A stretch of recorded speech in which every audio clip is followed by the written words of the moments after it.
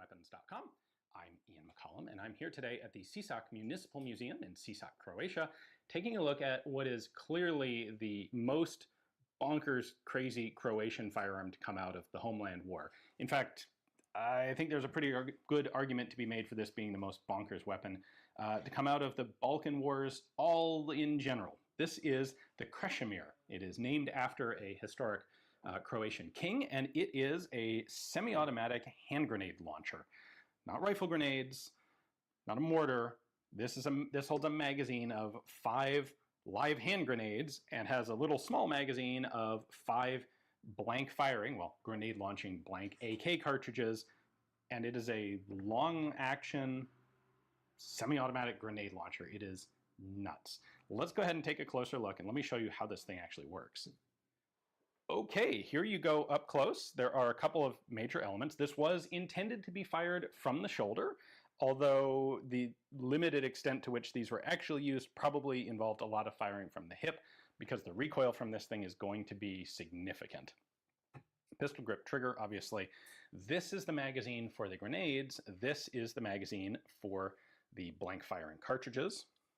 And then this is our charging handle, because the weight of the bolt and the compression of the recoil spring in here are such that you're not using just a straight charging handle. You need some mechanical advantage. And frankly, this actually makes it really easy to cycle this thing. Let's start with a closer look at the magazines. Grenade launcher first. I've got a release catch here. Push it in. I can lift this out. And then there are 2 large lugs here on the front, which lock into these 2 supports on the front of the gun. Inside the magazine, we have a giant spring and a follower lever here. And this shape is pretty much the outline of the hand grenades that were used. This was specifically the M50 hand grenade, and that came in 2 versions. One had a traditional spoon, like you'd expect, and one actually had an impact fuse. The idea being you had a little sort of primer-like protrusion on the front of the grenade, and you would strike it on a hard object, and that would start the approximately 5-second fuse of the grenade. So it is specifically those impact-fused grenades that were used here. So they don't detonate on impact. The firing mechanism actually starts the fuse on the grenade and then launches it out of the barrel. We'll get to that in a moment. We have a round counter on the side here, so as I push this lever up, it's going to indicate how many grenades are left in the system, and there is a manual lock here on the side. So the way you would load this thing is to open the lock, cram 5 live hand grenades into it with any and all safety pins removed, and then engage that lock on top so that you don't have all 5 grenades go kawoing out of the thing. In this way, it's kind of like, if you remember way back, it's kind of like the British Farquhar Hill magazine design.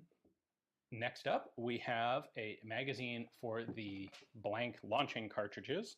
Got a lever here, push that down, and I can pull that out. That's a 5-round, essentially a standard AK magazine, just cut down to 5 rounds to match your 5 grenades. And now that I have all of those out of the way, I can actually cycle the action for you. So it is simple blowback, but long, sort of simple blowback, but long recoil. Imagine a long recoil system without a locking lug mechanism. So our charging handle has a crescent shape here that hooks onto this peg, and I can then, on the outside of my tripod, pull the whole barrel back, and then the barrel reciprocates. So now I have the bolt locked open. We have a safety lever here that is preventing grenades in the magazine from just dumping down into the action. So in order to release this, what you have to do is pull this out and then basically just give the barrel a little push or use the charging handle. It's the equivalent of having a bolt locked open. You pull the bolt slightly back to release the bolt lock, and then it slams forward. However, while this is open, I can show you an interesting element. You can see right down in there, there's like a 2-part hole in the front of the bolt face. That is to hold, to house the impact fuse of the grenade. And that center hole actually has basically there's a striker inside the bolt mechanism here that when you pull the trigger, it first strikes the grenade fuse, which starts the roughly 5-second timed fuse on the grenade, and then it drops a second striker that fires, I already took the magazine out, fires one of our 7.62x39 blank cartridges to propel the grenade. So in theory, the grenades in the magazine are safe because their primers haven't been touched until the moment of firing. Of course, this does mean that if you have a dud blank cartridge, you're in serious trouble. The sights here are graduated from 150 out to 500 meters. It's not entirely clear to me if the front sight is meant to be elevated or down. Down kind of seems like the more appropriate position, but I'm not sure then why it would elevate. I've now closed the bolt, and you can see that the AK magazine sits right there. Now, unfortunately, this is missing a major component. I suspect that was removed to essentially deactivate it. But we have our magazine down here, and you can see that's the top of the follower right there. And there's a chamber right there in the back of the bolt assembly. And so your blank rounds would be fed from the magazine up into that chamber and then fired.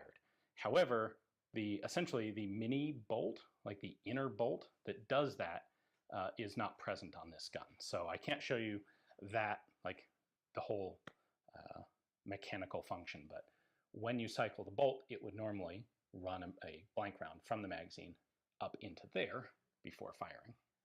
That said, when I pulled the trigger, you can hear two distinctive strikers dropping. The first will be the one that initiates the grenade, and the second will be firing. So that's the grenade, that's the striker for the cartridge. And if I pull the trigger again, it will continue to restrike the cartridge, but it doesn't restrike the grenade until the whole system has been cycled. Now we also have this distinctive structure on the back end of the gun. That is basically just a sheet metal shell because the magazine here is going to cycle backward when the gun cycles, like so. And you don't want this to get caught on some part of the shooter or their gear. It could frankly hurt you. I think just about everything on this device could hurt you, but it could also interfere with the gun's functioning. So there's a protective shield on there, kind of like you see on some of the really early bolt action to semi-auto conversions.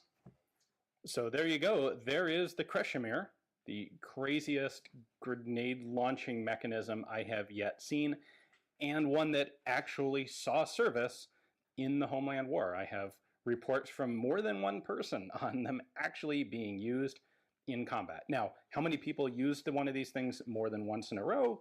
Well, that's debatable. That's an interesting question. But hello. Things are cool. I was waiting for slippers to come. It was blowing up Serbs. It was not blowing up Russians because we made it for the Homeland War, in which we were not fighting Russians. But we were fighting Serbs, so it was blowing up Serbs. So, you know, yeah, good enough indeed.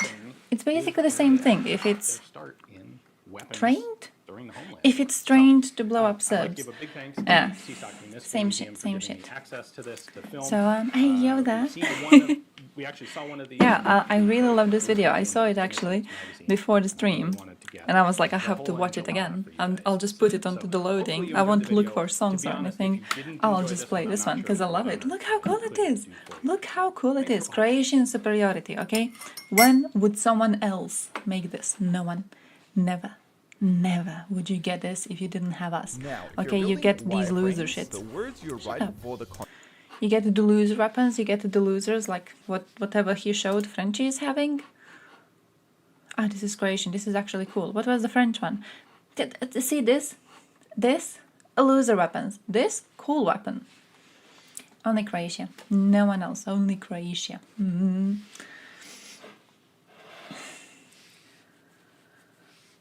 More than half the weapons do not meet technical parameters. What? Wait, the donated ones? The donated ones? Because I remember them saying that Was it air defense? I think we were sending them air defense, and air defense was shit.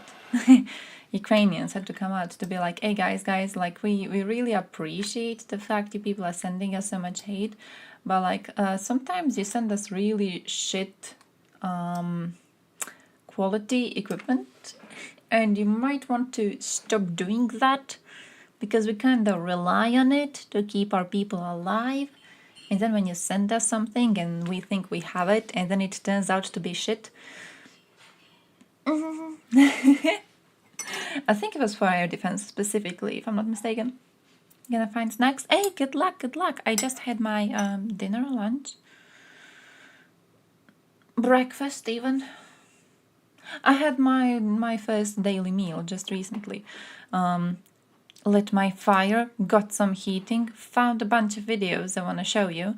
So yeah, hey ya. Hope you had a cool day. I had a shit day, by the way. I had a crap day at work. I was so stressed out. Everything was going badly for some reason, and just the people were more annoying than usual. I think it's because it's the last day of the month. So tomorrow is the day when they get their pensions. So I think today they were like extra annoying because tomorrow, you know, they're gonna get cash, and they're already kind of trying to survive basically right now. I don't know what's the problem. It was just so annoying and it was so bad. My man. Sometimes I wish I could just, you know, live without eating food. So I could just never work at all. I would just be jobless. I swear to God, I would be jobless. I would not have a single issue with like never finding work at all. Hey, let me find. Oh, I have to show you something, by the way. But let me open my chat in this browser. Whoa, because when I raid someone, it keeps the chat of the person I raided in the browser, and it doesn't keep mine, which is fucking cruel. It's fucking cruel. It shouldn't be happening. You didn't miss any TikToks. No worry. No worry. We didn't go into penises yet. So you can now pin your tears. I can now pin my tears. Did you know that? Now you know. I can pin my tears. I don't know what that means, but I can do it. Was I supposed to click on this one? Was I supposed to get a possibly illegal Twitch content? Wait, where's my translation? I don't have my translation thing. Oh, wait, let me fix my Opera. I did a thing with my Opera browser in which I deleted basically everything she had, because I wanted to, how would you say it? I wanted to make her work better. So I removed everything, and I mean everything she had. And as a result, I need to find the things that I used to be having. One of them being my translator thingy. Translator, here he is. Here he is. Allow everything. Allow everyone. Just allow. And now when I refresh and get the woman again, I should be able to click on translate.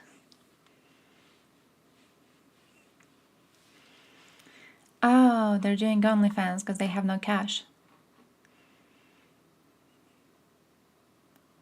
The pensioner worked as a designer for a framing workshop. She had a choice: go to work as a maid for 24,000 rubles, or go to webcam where you can earn 3 times as much. How much is that in dollars? What's that in dollars? How much is she earning on webcam? Not that far from... Look. We talked about this yesterday, okay? We talked about this yesterday in detail. Booba, good. Nipple, not good. But the rest of booba, good. But nipple, not good. You're not seeing any nipples. We're GG. We had a conversation about this. Pensioners, though. Why the fuck do pensioners go to web? Who much is pensioners on webcam? Is it Germans? It's like definitely Germans. Who else? What other fucking nation? It has to be Germans. I don't even think Russians are into pensioners, to be honest. $250. $250. Oh, $250 if she works as a maid, and then if she goes on webcam, she gets 3 times that much. So she is getting $750 per month, which is like, it's basically minimum paycheck here, right? It's minimum paycheck here. So I guess wouldn't really pay off. If old people would show some respect for us young people and not be annoyed, there probably won't be a staff shortage. That's true, I do agree with that. Retail work would be much easier if old people just went around. But I can agree with that. I also think though, I think when they ask why we won't work, I think old people have this little thing, failure of their character, you could explain it. I think they are loyal to employers way too much. It's what I've noticed at like the workplace that I'm in. So I work on a set time scale. Basically, I'm there for like a bit less than a year more, right? I have a set time when I'm leaving the job. I have a choice to renew my contract with the firm, and I have said that I will not do it. Even now, like the contract I have now, I can quit anytime I want. And it's interesting because we have people who work in the firm for decades. They hate the firm for decades. They despise it. They talk to each other about how much they despise it. They talk to me about how much they despise it. And then we talk about contracts.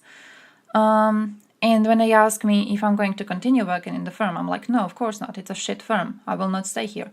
And then they get offended. Why do you get offended? Like, you know it's a shit firm. You tell me it's a shit firm. I learned it's a shit firm and I thought it was dramatic when they told me the first time. And then, you know, over time I learned that it actually is shit. Why get offended when I just say that I'm going to leave? Of course I'm going to leave. Like, no one likes it. No one likes being there. Why are you offended? Just go. Who's stopping you? Who the fuck is telling you not to do so?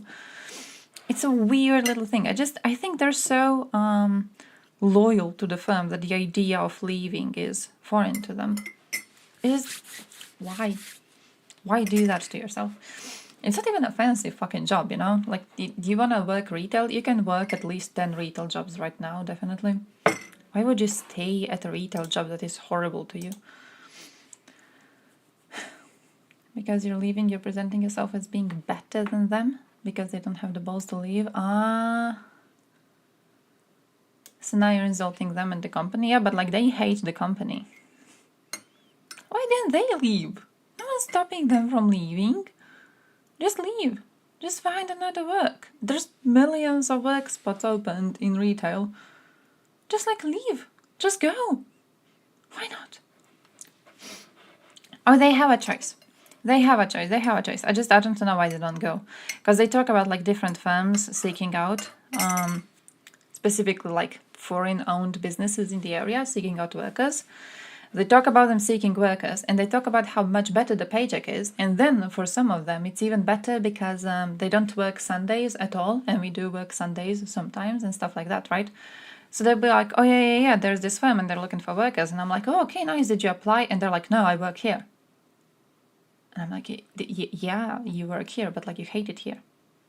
Why wouldn't you apply? Why wouldn't you like consider it?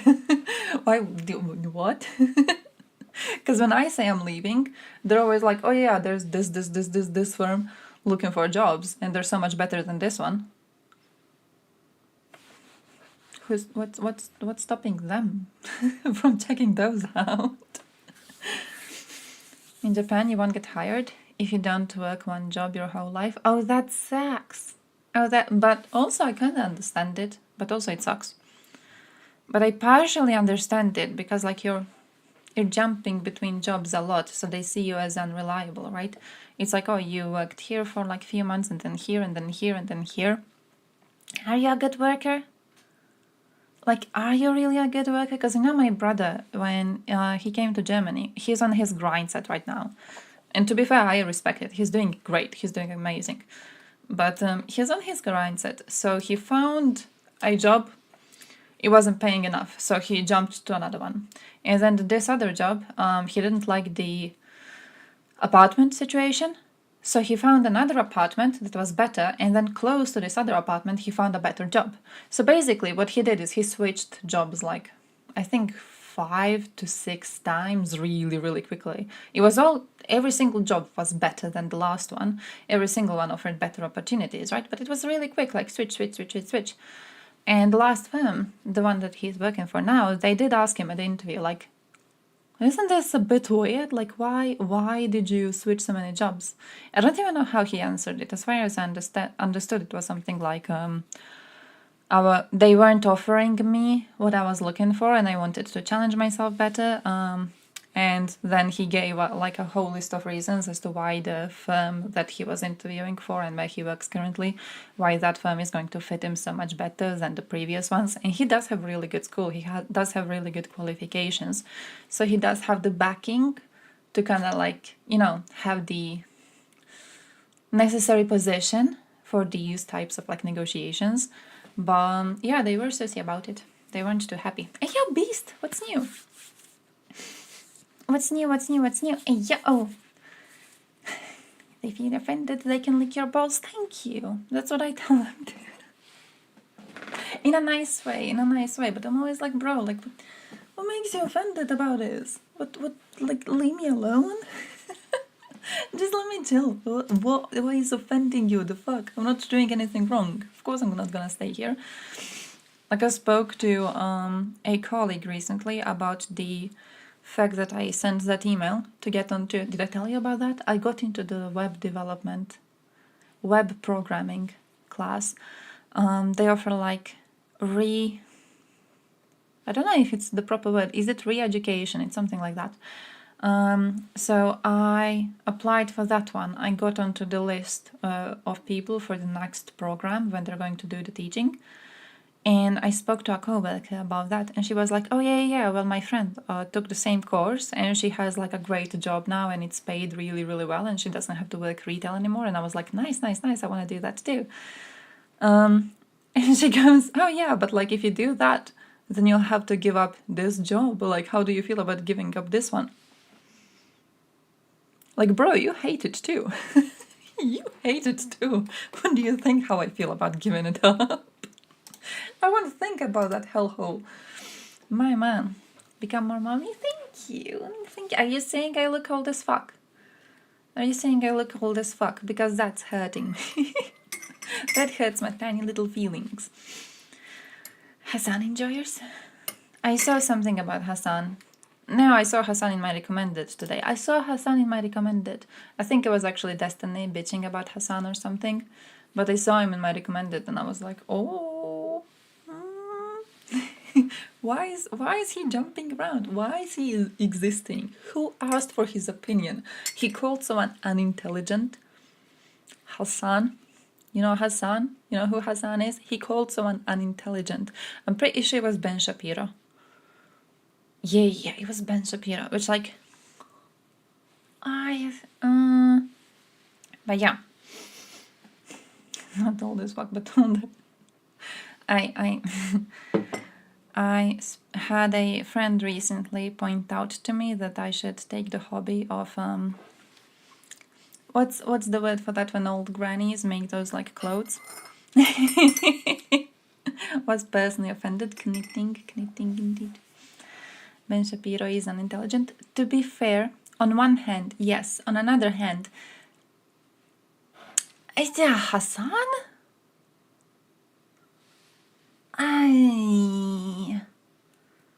You know, like to call someone unintelligent, you need to be a few steps above them in intelligence overall. And I'm pretty sure these two, I wouldn't really say there's a big difference. I think, nah. But also, I think I just disrespect Hassan so much. Like, he might actually be smarter. I look at that man and all I see is a tanky. What's a grant writer? Can people in Croatia be a grant writers? What's a grant writer? What's that?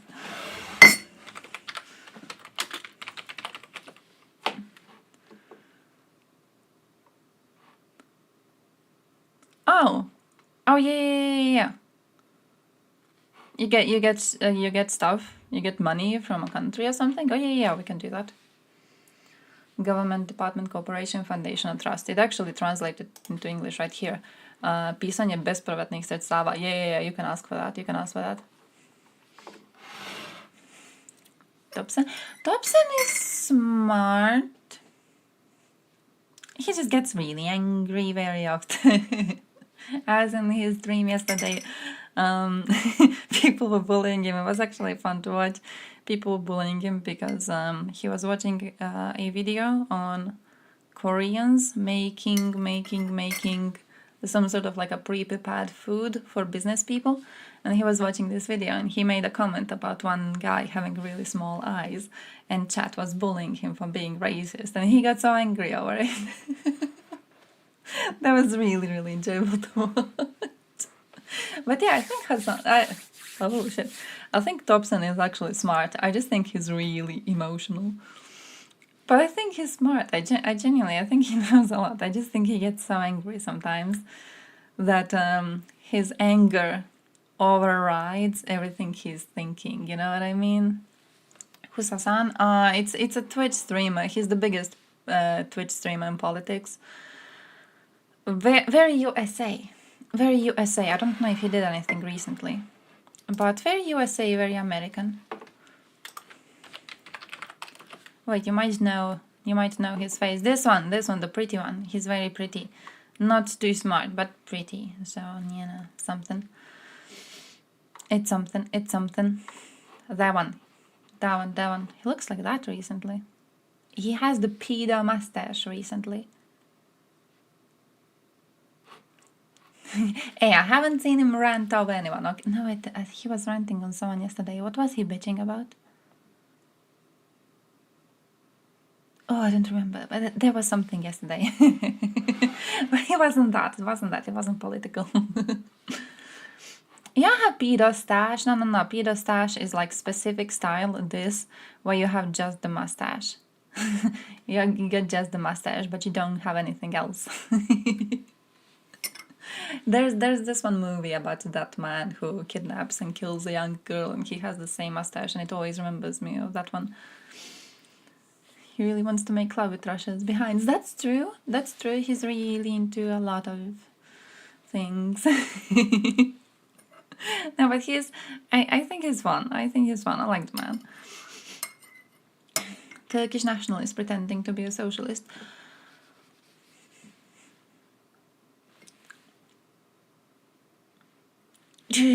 Part of me just wants to say that, like, the American part of him, I feel the American part of him is truly stronger than anything else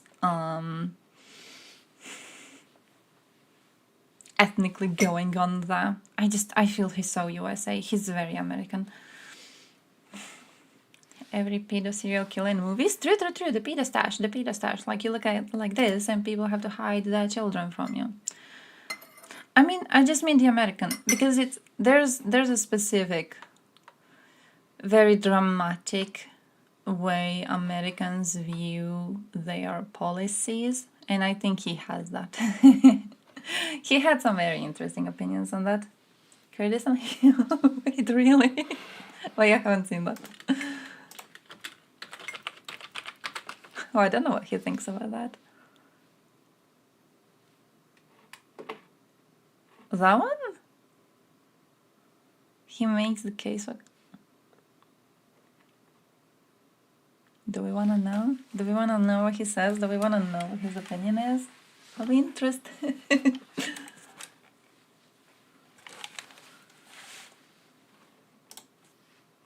Is it long? It's not. It's a minute. regularly is like, oh, no, we'll give you a state. You'll have your state. I promise. You're going to have your state. And then they never let you have that state. And then literally allow the Turkish forces, the NATO forces, to use Bayraktars to zap your fucking grandma. Every time. It has happened like a million times since the fucking 80s. Why? Because it's in their best interest to keep weaponizing you and use Kurds as a destabilizing force in the Middle East. The pathway to a Kurdish nation state or Kurdish autonomy, whether you like to admit it or not, revolves around building coalitions and relationships with the regional leaders and not the United States of America.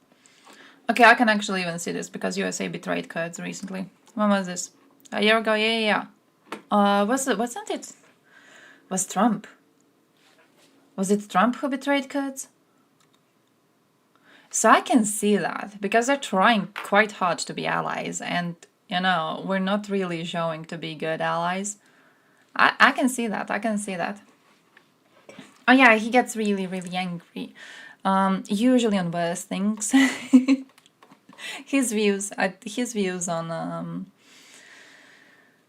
Russia and Ukraine specifically were horrible, but I can see him here.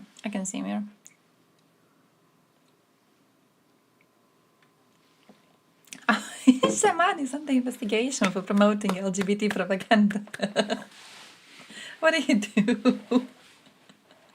What did my man do? Oh no. Russia and Twinkles turned out to be Twink. What did he do? Did he do something? Well, I saw someone make a video on this and then I didn't want to show it on stream because I was like, why would we talk about a Russian? But it seems there was an okay reason to talk about the Russian. It seems there was something. Nah. Where is it? Who the fuck knows? I have way too many things opened.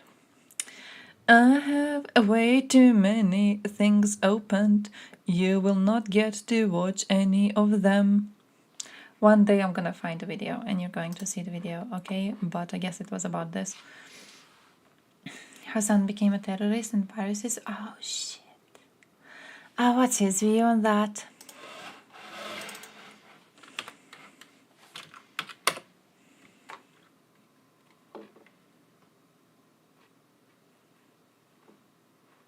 What?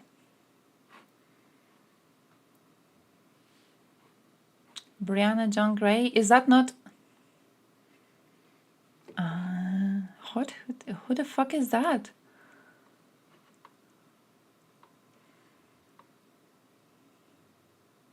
Do I wanna see his interview? I don't really wanna see his interview.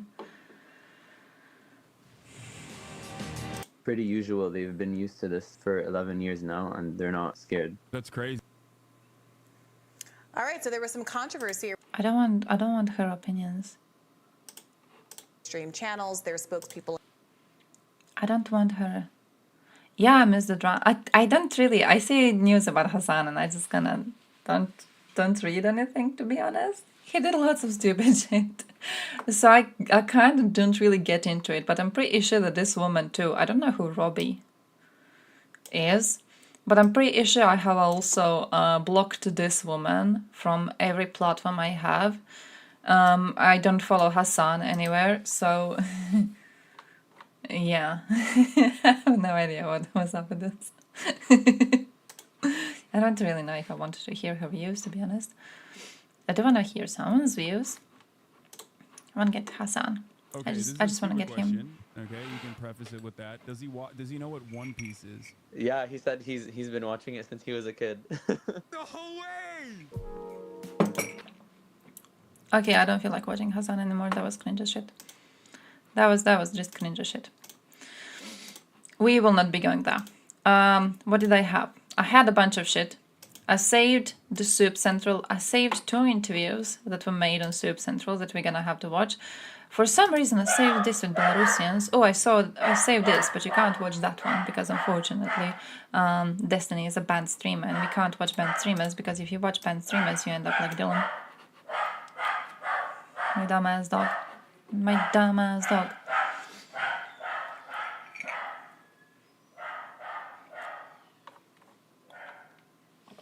But oh, I see, unintelligent.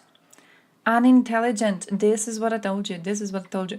I'm kind of hoping to get the what's the word that I'm looking for? Shaman video back in my recommended, because now I really want to see the background of the whole shaman thing, and I want to see how likely it is he actually gets punished to some extent. But also I've lost it.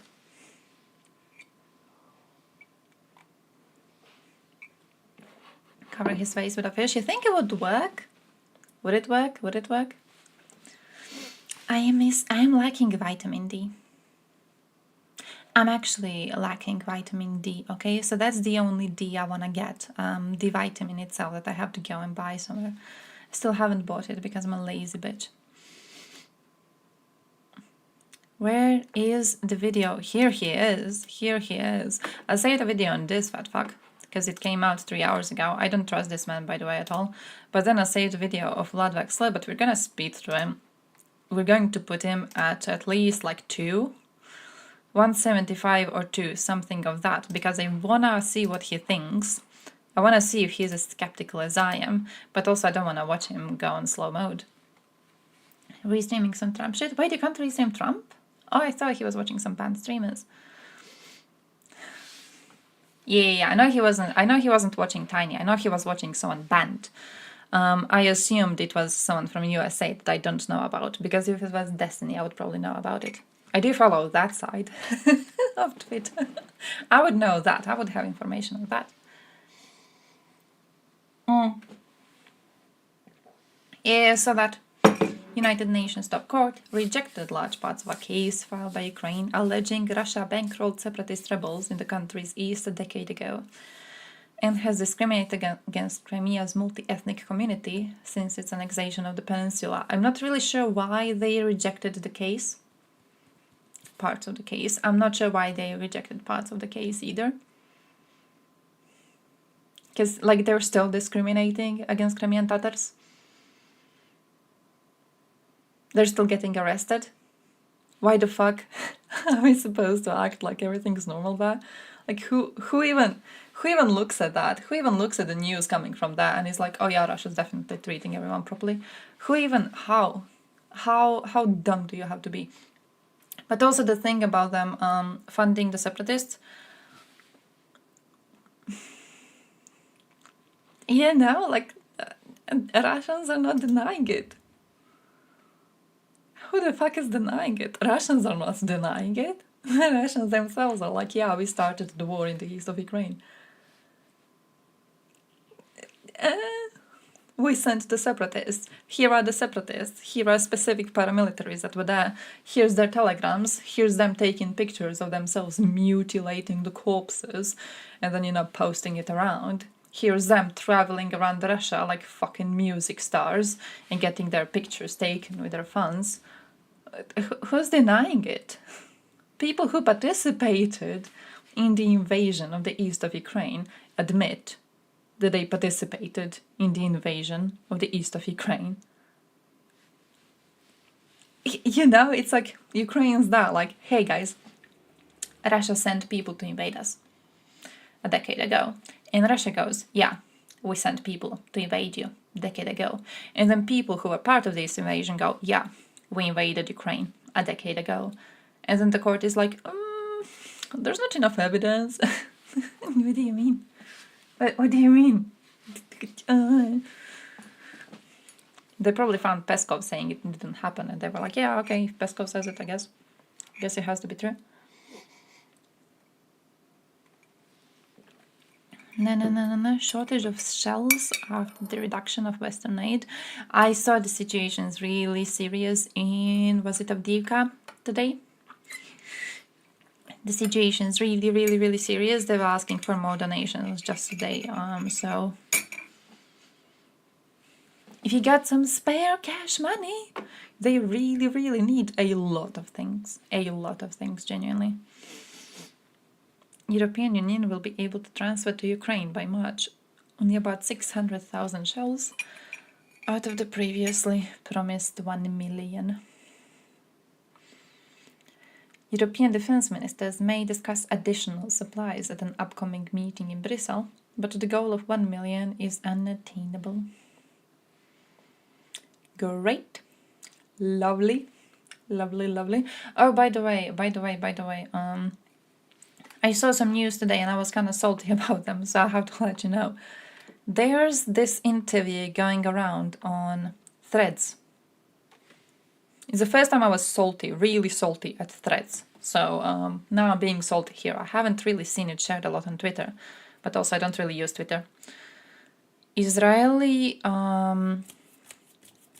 opposition leader has claimed that Russian siding with Hamas is going to be, and I believe the exact quote is, difficult to forgive. And I'm seeing the interview plastered fucking everywhere. Not the interview, the articles on the interview. It's an important distinction. The articles on this interview are being plastered everywhere and people are being like, oh, is Israel finally going to give Iron Dome to Ukraine? And you go to the actual interview and you know what he says?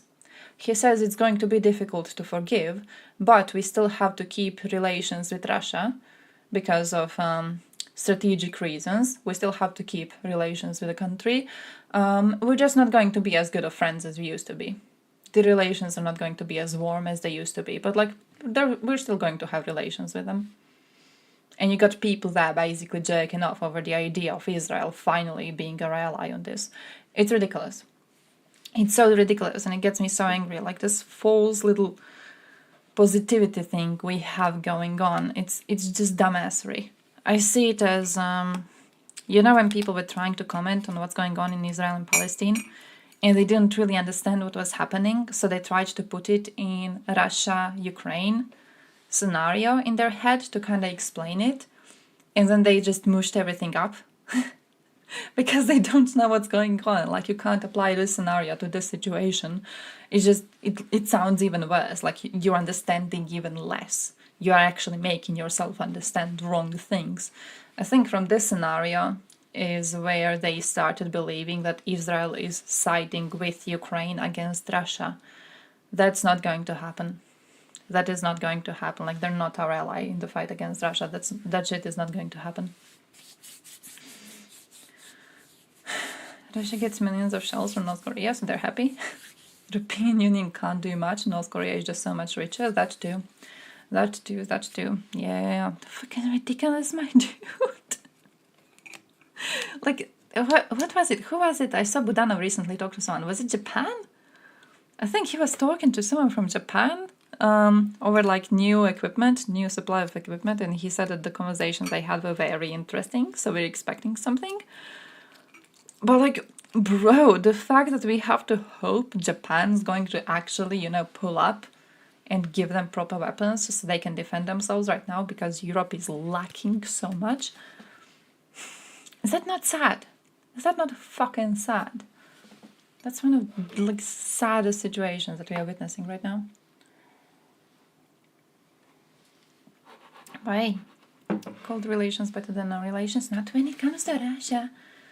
You have cold relations with them and then they side with Hamas and they organize an attack on you. Oh, what do you do then? What do you do then? Better to have no relations. Better to have nothing. At least they can't manipulate you. They can't put Trump in your leadership. See? They did actually, though, recently. They made an observation, let's call it that Russia has been organizing pro-Palestine protests in USA. That Russia has been behind organizing and maybe funding of some of these protests. So I thought that was interesting.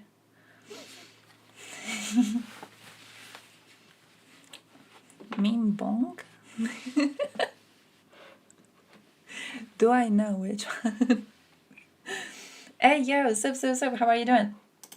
It seems almost a foregone conclusion that Vladimir Putin will be re-elected for an unprecedented fifth term as president in March's election. Talking too slow. But he's not running unopposed. Today, Liberal He is. politician and most prominent challenger Boris Nadezhdin submitted the required 100,000 signatures needed to register as a candidate. The anti-war campaigner is confident Hey, he'll yo, get on Whiskey, the how's ballot life? and make his case for peace. DW correspondent Jennifer Palka has more. Thousands of people queuing up all over Russia, often braving freezing temperatures. They're waiting to sign a petition for Boris Nadezhdin to run against Vladimir Putin in March 2024. He's the only anti-war candidate actively calling for change in Russia. I decided to run for president because I want a different future for our country. I want Russia to be a peaceful and free country. Boris Nadezhdin needs to collect 100,000 signatures to be officially registered as a candidate and appear on the ballot in March. Hey, He yo, says Crazy he's Hunter, reached how that are you goal doing? and has even collected How are you doing? How was the stream? We're watching some news in Russia. So hey yo. We just started. We're going through some news because I didn't have time to go through news yesterday. We were very busy talking about what did we talk about? Ancient Greek clothing. Yeah, that's what. Hey, yo, say. Yeah, funny opposition indeed. Funny opposition indeed. He's so loud. Holy shit, I forgot about that one. Hey, talking about that, look what I added. Look what I added, you losers. I don't know what the command is. There's a command and you write it and you see the stream schedule. And it's supposed to go away after a few... Haha, he does go away. Nice. So, yeah, that's a new fact. That's a new fun fact. I fixed the fucking stream. I forgot where I was. Yeah. Yesterday we were talking about ancient Greek and ancient Greek clothing systems. And we were talking about something else I had in mind. And I forgot what it was. The fat bees in Italy. Fat bees in Italy. That's what we were talking about. So today I'm trying to actually go a bit more into the news before we forget. Plus 30 minutes. I'm trying. I don't even know why I'm fucking late. It's so stupid because I was here at 4 something. Right? And then I was like, you know what I should do? Like before I start the stream, I should go and I should check on the fire again. And then I should check on the cats. And then I should go and get some tea. And then I should go check the fire again. And then it was like 5 something already. It wasn't supposed to be like that. I was supposed to be finished with everything in 5 minutes. And I wasn't. I blame my job. I blame everything on my job. It's because I'm American. I'm sorry. Minoan culture is interesting. They were the top traders for purple dye. Oh! Whoa, did they have some cool clothing? Because yesterday we were talking about really cool clothing and I'm kind of really into ancient ways to hide the tip of your penis right now. Like being finished with everything in 5 minutes too. Hey, that's the best one, you know. You got enough time in your day to do round 1, 2, 3, 4, 5. You do like 30 minutes at once. No one likes it. Proper. You know what you're doing. As many as needed. Proper That's manhole. not hard to believe, looking at supporters lining up to sign. It is evident that Boris Nadezhdin has a following, especially among young Russians. Political analyst Dmitry Oreshkin says that Nadezhdin has potential to mobilize voters and could therefore be dangerous for the Kremlin. Bro, that's fucking annoying. They keep on doing the thing with like, oh, he has the potential to mobilize the voters. You guys remember when they had the referendum to join the occupied areas to Russia, and there was this one woman, and they were filming her like counting the votes on this referendum, and she had the papers like right in front of her, and she was counting them as if all of them were positive notes, but the papers weren't even filled in. And she's like, oh yeah, he might be able to mobilize the voters. Who the fuck cares? You think they count the votes? You think they're counting the votes? They're telling you they're not counting the votes. They're showing you they're not counting the votes. Who the fuck cares how many people you mobilize? No one's doing the counting. They just make up numbers. 2024, I don't really think Trump has the possibility to win, to be honest. I think he's kind of rotting inside mentally. I don't really think he has a chance. So I think it's gonna be Biden. I think the real way Biden might be challenged is if Nikki actually goes for the Republicans instead of Trump. Because Trump's an idiot. Trump can't win. Nikki, though. Nikki. I feel Nikki against Biden would be dangerous. I'm not really too happy about that outcome. And I know she has been kind of headstrong on Ukraine. She said she's going to help a lot. She said she's going to, help fight against Russia. We have to help Ukraine fight against Russia. Russia is a danger to the Western world and everything. And she is correct on that. I don't know how much I trust that woman. Because I keep on getting news about USA people posting like her interviews now and then stuff she said in interviews previously. And it seems that she keeps on like changing her mind very, very regularly. Even on Trump himself, like she used to be really supportive and then he started attacking her. And now recently she came out to say that he is basically falling apart mentally. So she's not really stable. And I don't think she supports Ukraine because she actually supports Ukraine. I think she said she supports Ukraine because she felt it was a good way to get more votes. So, hey. Putin wins, mobilizes another 500k to Ukraine. True. When they do the voting thing, instead of the voting ballot, people are gonna get like the conscription papers. Sounds like a woman. Evil. Better than 100 years old Biden. Yeah, I don't even know what to tell about that. Yeah, I wish they had someone younger. I wish he had the grace to go into pension. I wish he was like, you know what? I should not be the president anymore. I'm very old.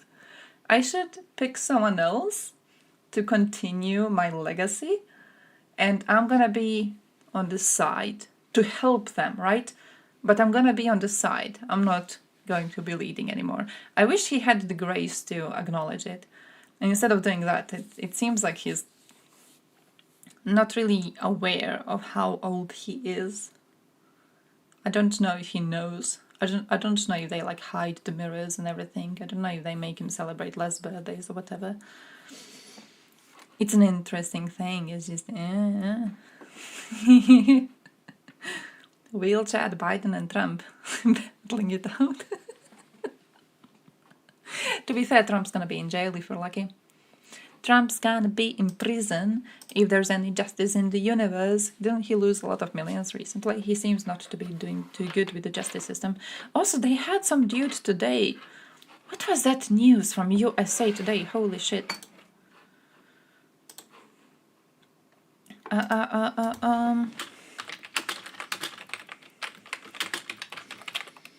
What did I see? Yeah, some dude, he beheaded his father. And then he called for Americans to fight against the Biden regime and against the army of immigrants going into USA. Apparently he posted a video on YouTube showing his father's head. And the video stayed on YouTube for 6 hours before it was removed. So, I think they're gonna need to have a lot of conversations about Trump and people like Trump and how they are influencing Americans overall. And I think if we were lucky, we might be seeing him not really lose the supporters, but get more people against him because they're aware how extremely dangerous his type of politics is. So I really think Trump has no chance to win. Reasonable young man with goals in life, indeed. They looked into him actually, and several times he went to court because he was sending job applications to firms, and when they would reject him, he would say that they rejected him because he is a qualified white man, and they didn't want to hire a white man. They instead wanted a diversity hire, like they wanted someone of another skin tone or a woman. So he went to court against these firms, and every single time he would lose. So yeah, you know, an average MAGA person currently in USA. But I'm hoping they have lots of conversations about this, because I don't think it's just Trump, it's also definitely Fox News, for example. They're going to need to have a lot of conversations about how they are influencing their own people. Father was losing his head about that issue. A fucking cool. That's cool. His father was a government worker. He saw his father as a traitor to USA itself. Too soon? I mean, it's I don't know. I don't know what to tell you. There is no doubt. It's a silly little case. It's a horrible situation. In no way will he become president, or even be serious opposition for Putin. True. But this would be extremely inconvenient for the Kremlin. Why? Because it exploits the idea of the cohesion of the entire Russian people, who shoulder to shoulder defend their homeland from the aggression of Ukraine, NATO, and so on. Nadezhdin also has the support of well-known opposition figures like Mikhail Khodorkovsky and the wife of Alexei Navalny, as well as Ekaterina Dulsova. Ooh, if Navalny team is supporting him, that's a problem. Who herself wanted to run for president, but was blocked by the Central Election Committee. That's a Still, problem. he has some critics, criticizing him for appearing in propaganda talk shows and calling the war in Ukraine special military operation. We can end the special military operation Oh, only it's with that peace talks. one. Us together, Russia, Ukraine, and the Oh, I didn't connect the fat dude to the other fat dude. West. Boris Nadezhdin Oh, I is a didn't small connect beacon him of to hope when himself. it comes to change and a normal life in Russia, where most have forgotten how to hope. I want calm and faith. I want a bright future, where we give birth to children in a free country, let them be free for once. Do you want change in the country? Yes. Do you think Boris Nadezhdin will be able to make these changes? I don't know. But who else to vote for? I want a normal life so that everyone can have it, this normal life. Whether Nadezhdin I see that I don't know response. I see the I don't know response. I respect that. I respect that. Like, if he said yes, I would have been like, eh. But he said I don't know, and I think that's actually alright, because you don't know, because he's not going to become president, right? You're just going to vote to act out the elections. You're not going to vote because whoever you vote for actually has a chance to become a president. So, yeah. Wait, what? Was participating in USA elections as a volunteer. Oh! What would happen if some American public person did the same in Russia? I mean, I can imagine Hinkle going there and doing shit like that. Wouldn't be too surprised. Wouldn't be too surprised. Nadezhdin? Fuck, I looked into him a very small amount, to be completely honest. I looked into him a very small amount. He did have some connections, but I don't remember what it was. I Wikipedia'd him like twice. That was the all of it, and then I was like, nah, he's not gonna win, and then I stopped caring. And then I stopped caring. 'Cause I figured there's not really a chance.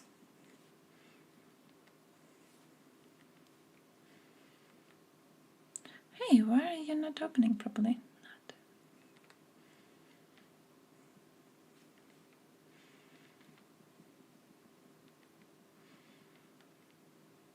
Oh, here it is. Found it. Yeah, considered to be a close ally of murdered opposition politician Nemtsov. Yeah, true. Suggesting the elections are rigged. Rigged. I'm suggesting there's no elections. Not suggesting they're rigged. I'm suggesting they don't do them. Oh, great. Nice. Cute. Что русские хорошо умеют делать, так это воевать. Вот это вот у нас хорошо получается. Проблема в том, что с той стороны такие же русские. Вот в чем проблема, да? И тут они украинцы. Ну, они называются украинцы, но по характеру, по готовности отдать жизнь там за родину, они такие же русские. Тут, знаете, вот что русские хорошо умеют Great. делать, так это воевать. Вот это вот у нас хорошо получается. Possible Проблема в том, position что is с той good, стороны unless такие he's же a plant. русские. Вот в чем проблема. I да? think... И тут можно Как русские? перемолоть Они все вообще на украинцы. свете. Но они Ooh, называются украинцами. you know how Navalny team collected a bunch of cash money from their supporters, and then they shined a hashtag on a building in USA, and then they made a bunch of tweets with Free Navalny trending. You know, Navalny himself, when he made a comment that instead of giving money to Ukraine to get weapons, we should give money to Navalny team so they could make some more hashtags on Twitter, so more people would learn about them. I don't know if that would be considered a plant. I don't know if plant is a good way to say it. Maybe it even is. But I believe Russian opposition benefits from the system in which they never actually get the responsibility to wield power, but they are constantly seen as opposition in Russia, and because they are opposition, they are important. It is in their interest not to win this. It's in their interest not to get their hands on a messy, messy war. Like when he says he's gonna end it, how the fuck are you gonna end it? What are you going to do to end it? What can you even do to end it? How does he plan to do it? Is he willing to just give the occupied areas to Ukraine? You think he's willing to just fuck off? Do we really think he would be ready to do that? I don't know if he would have the balls to go against the part of Russia like that. I don't really know how he would be explaining it to Russians. You know what I mean? It feels like he is there to be opposition, so we would all pretend like they have opposition in Russia. It's letting off steam, basically. It's the way I see it. It's letting off steam. It's Russians dancing in that little circle in St. Petersburg when they were against conscription. They're like dancing around, and Western news are like, oh, look at Russia, it has opposition to this war. Look at them dancing. And then they just went home. And nothing happened, and nothing changed, and the conscription kept on happening. You know? He feels like that. He feels like that. It's like he's playing out his role, and we're all talking about him. And then nothing's gonna change. But he is playing his role, and because he's playing his role, some people already believe that Russia has some chance to be a proper democratic country. Like you're seeing people already being like, "Oh, does he have a chance of actually creating change?" You know, he doesn't. I don't even think Russians themselves think he has a chance to create some sort of a change. But you should know he doesn't. In the bath now. Typing on your little phone. What if he falls down and drowns? Russia will return Kralovic. Good luck. Good luck, good luck. Oh, what's that? I have your consent. Translate. Wants to seize more territories. Oh yeah, didn't he say, is that the interview where he said he wants demilitarized areas? I think that's the one, right? I think, yeah, according to him, this will protect Russia from shelling. Yes. He said that he has to go deeper, so that he would basically create a demilitarized zone. So, you know, Ukraine can't be shelling areas that Russia has taken. That's his little idea. Ukraine can take Belgorod Oblast. Maybe try that for Oblast or two. And the problem is, though, I don't think Russians care about Belgorod Oblast. I don't really think they give a shit. I don't think they would. It's not even just that I don't think they would be willing to trade it. I don't think they would consider anything like that at all. Not just Putin, Russians overall. I don't think they would give a shit. It reminds me of Vlad Vexler video in which he was like, oh yeah, they're basically so apathetic to the situation at this point that if you told Russians today that like Russia is giving one of its areas to Ukraine, they wouldn't do shit. They wouldn't do shit. Like, they have no idea in their minds where the borders of Russia end and where, you know, the borders of other countries begin, because they just see everything that they see as Russian Empire as theirs. So where's the border of a country that they deem irrelevant? Of course, doesn't really matter to them. You know, is this in the hands of Ukraine or is this in the hands of Russia? It doesn't matter, because we believe we have a right to it anyways, right? So I don't think that taking over Belgrade would really matter to them. They would still continue with their genocidal bullshit. Ukraine has wonderful neighbors like Hungary and Romania, where some openly say which parts will they take. Yeah, Hungary already claimed a part. Hungary was already like, oh yeah, once Ukraine loses, we want this, dibs on this. Horrible, but it's also Hungary. It's also Hungary. I feel like Hungarians have been cut a lot of slack. I feel I read someone writing about this recently. How it's interesting that Hungarians, despite the fact that they are really, really corrupt, like in the minds of many people, you see them as less corrupt, right? And it's because they are seen as more European than Slavs. So when you talk about, for example, Ukraine level of corruption and Hungarian level of corruption,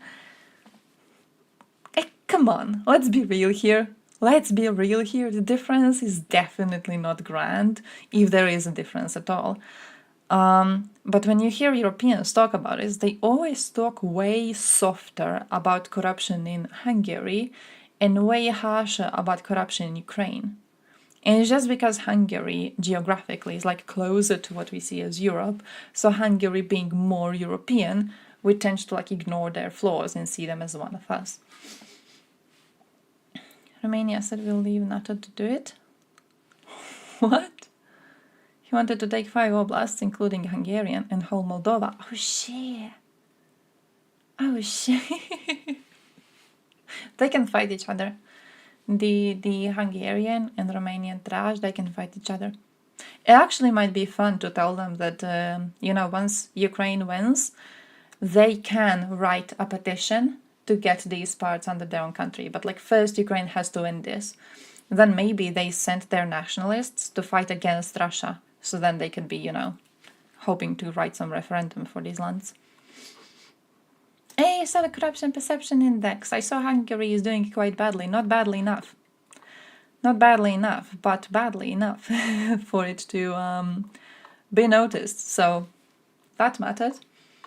They're like a little blight of corruption very close to us. I saw a map of this just today. Where the fuck are they? They're supposed to be here, somewhere close, somewhere close. Here they are. Here they are, here they are. I very strongly disagree with them being here. I strongly disagree with them being anywhere above 40. But here they are for some reason. Not too happy.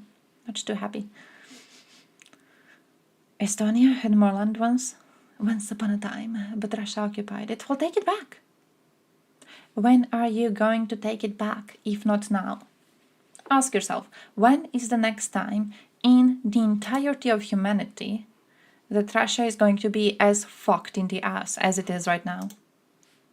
You know the answer. The answer is never. You will never have a chance like this. Like, go balls deep. Yes, Candies always take the first few spots. It's not even fun anymore. It's like when you are in elementary school and you have like mathematic competition and there's some nerd-ass dork bitch in your class and you know they're going to take the first spot. And it's not even fun, you know, like there's no competition. That's how I feel when I see these things and it's this Candies just being there on the top. Like, that's the point. Even if we eradicate, that's why I don't believe in eradicating corruption, okay? Even if we eradicate all corruption that we have, we're still not gonna take the first spot. It's gonna be the fucking Scandies. We're not gonna get close. It's like you can get spots to way below them. Everything else is already saved up. It's unfair. It's not fun. It's not fun. Gets to run for president or not, these cues already make a political statement. Russia does not stand as united behind Putin, as the Kremlin would like the world to believe. DW's Jennifer Palka is following the Russian elections for us from Riga, since the Russian government closed a DW studio in Moscow. Jennifer, Nadezhdin has submitted his signatures. What's the sense there? If they're accepted, does he stand a chance against Vladimir Putin? Well, Michael, it is widely believed that Vladimir Putin will be re-elected in March 2024, no matter whose name is on the ballot. Interestingly, though, Nadezhdin is backed by Russia's opposition. Well-known figures like ex-oligarch Mikhail Khodorkovsky and opposition figure Alexei Navalny's wife Yulia have spoken out in support and favor of Nadezhdin. And this is actually quite surprising because Russia's opposition is known for being scattered and, generally speaking, not agreeing on anything at all. Still, even with the support of Russia's opposition, it does not mean that he can be considered a serious political opponent for Putin. But we shouldn't underestimate his symbolic value, because as we have seen, he has gathered the masses and thousands of people were standing in line to sign for him. And this outpour of support even Vladimir Putin didn't receive that. Suppose for a moment that he's blocked from registering as a candidate. What would that essentially mean for Russia's elections? Well, first of all, it would look kind of as a weakness for the Kremlin, because some might speculate that they are afraid of an anti-war candidate. So the Kremlin is in a situation where they have to weigh the pros for letting Boris Nadezhdin register against the cons. Putin is well aware that he cannot win these elections with, let's say, 90% of the votes. So it is imperative to have candidates to run against. And, Nadezhdin could be one of these candidates. Just to be clear here, Nadezhdin is not the only candidate running against Putin. What can you tell us about the others? Absolutely correct. Nadezhdin is not the only candidate. Two candidates that were registered, that had enough signatures, they withdrew their candidacy only 10 minutes after officially being registered, which was kind of interesting. And there are also two others, Leonid Slutsky from the Liberal Democratic Party and Nikolai Kharitonov from the Communist Party. This sounds as if they would be opposition parties against Russia's ruling party, United Russia.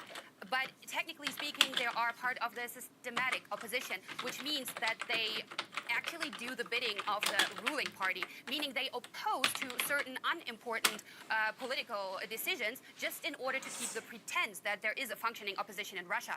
So technically speaking, neither Leonid Slutsky nor Nikolai Kharitonov are a real threat to Putin. DW's Jennifer Palka in Riga. Many thanks.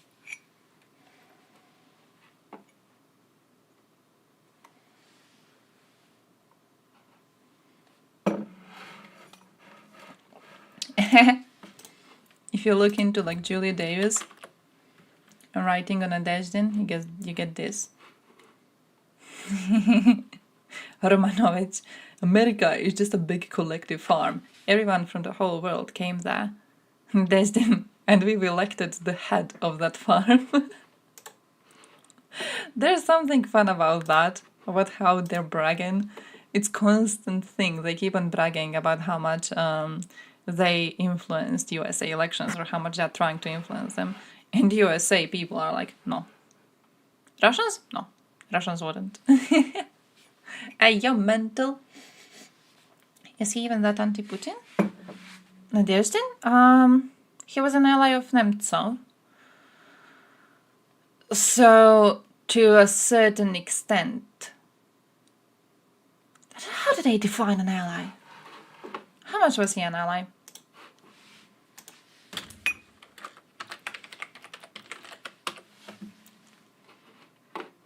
Like, in what way was he active?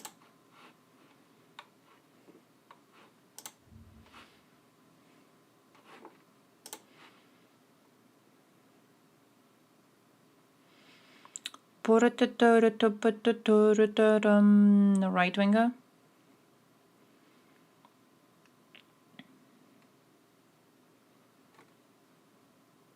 Right cause?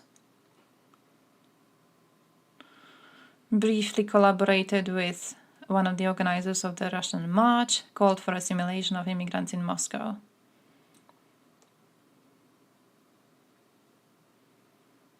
This is fun. He said about immigrants, if they find themselves here, let them become Russians. That is, follow our way of life, observe our traditions, and do not neglect the interests of the local population. Kinda ironic, because I believe it is part of Russian culture to be neglecting the interests of the local population. So it kinda You know, it kind of surprises me. He wanted immigrants to become better than what Russians are. But fair.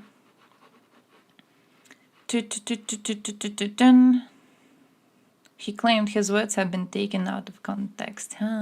He criticized Putin, says frequent criticism of Vladimir Putin. That's that. Citation needed. Despite his frequent criticism of Putin, Russian government, and the ruling party United Russia, citation needed, he was elected as a deputy of this party. Oh, he is a deputy of United Russia? What? 2023, in an interview with Fontanka magazine, he said that there is no dictatorship in Russia and that Russia is a real democracy. Great. Great. Great. Genius. Why am I getting these dumbass villas? I blame it on Thompson.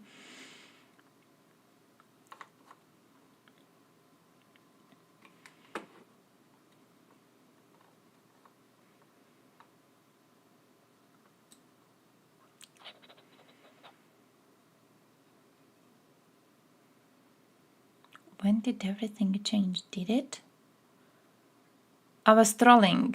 As for the primaries, it was trolling from United Russia. Oh shit.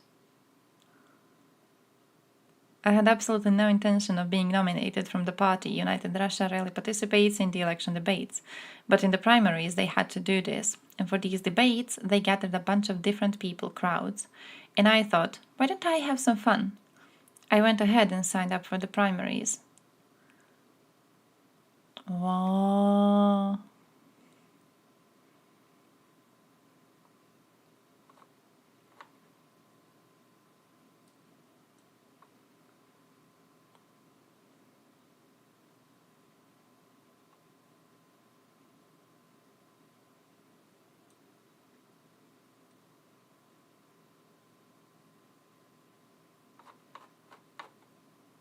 Man, this is just way too many. I wish it was like, hey, what you think about Putin? Say it very clearly and very specifically. And this is all just like very, very weak shit. Very weak shit, very vaguely like, Oh, you say that you are against the system. Are you really against the system because you participated in the system previously, even if you knew that there's no chance of you actually influencing anything by participation? I don't really care about that. I don't know how much they think I care about his views. Not that much, not that much. I accidentally reloaded and then I needed to wait for the translation. If you ask Navalny supporters, they will probably say you are slandering them. Okay, Navalny supporters don't like him. I like that.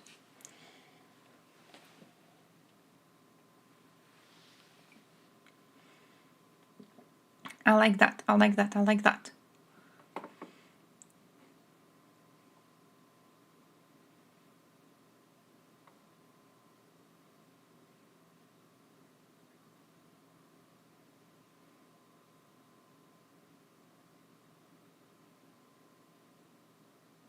Ooh, how do you imagine a solution to this conflict? Get a lot of support from those who are at the northern military district, because not everyone likes it there, although they understand that they are doing their duty. I have many friends there, many of them just want to return home for a very long time. I have contacts with the mobilized, their wives and mothers. I support them in every possible way, but there is no simple solution to this problem. If anyone thinks they can press a button and stop this terrible shooting, this is not entirely true. In order for this to stop, there must be a desire not only from Nadezhdin, but also from the majority of people in Russia, and what's even more difficult, on the Ukrainian side. It's impossible to imagine that now Zelensky or Zaluzhny will give the command to ceasefire and will not try to return all territories, including Crimea and Sevastopol. So he does consider it that Ukrainians trying to liberate their own territories is going to be a continuation of this war. So basically one of those people who are not actually against this war. like they don't want to continue doing it, but they're not fundamentally morally against this invasion itself, because they still want to reap the supposed benefits of this invasion, which would be the lands that Russia has occupied so far. His idea of stopping this war is Ukraine losing. So he is not that different from Putin. I mean,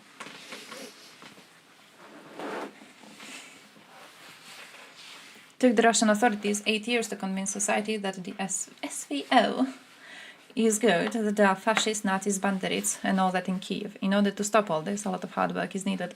He wouldn't be stopping it. He wants to keep the occupied areas. He wouldn't be stopping it.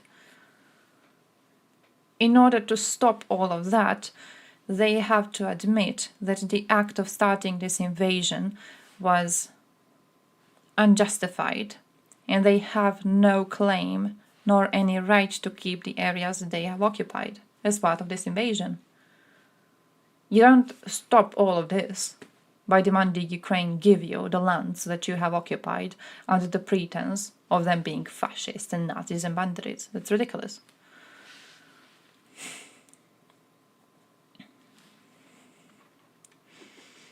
Hundreds of thousands of our guys are looking at the Ukrainians through a gun, and the Ukrainians are looking at them. They see each other as an enemy, and this is a big problem.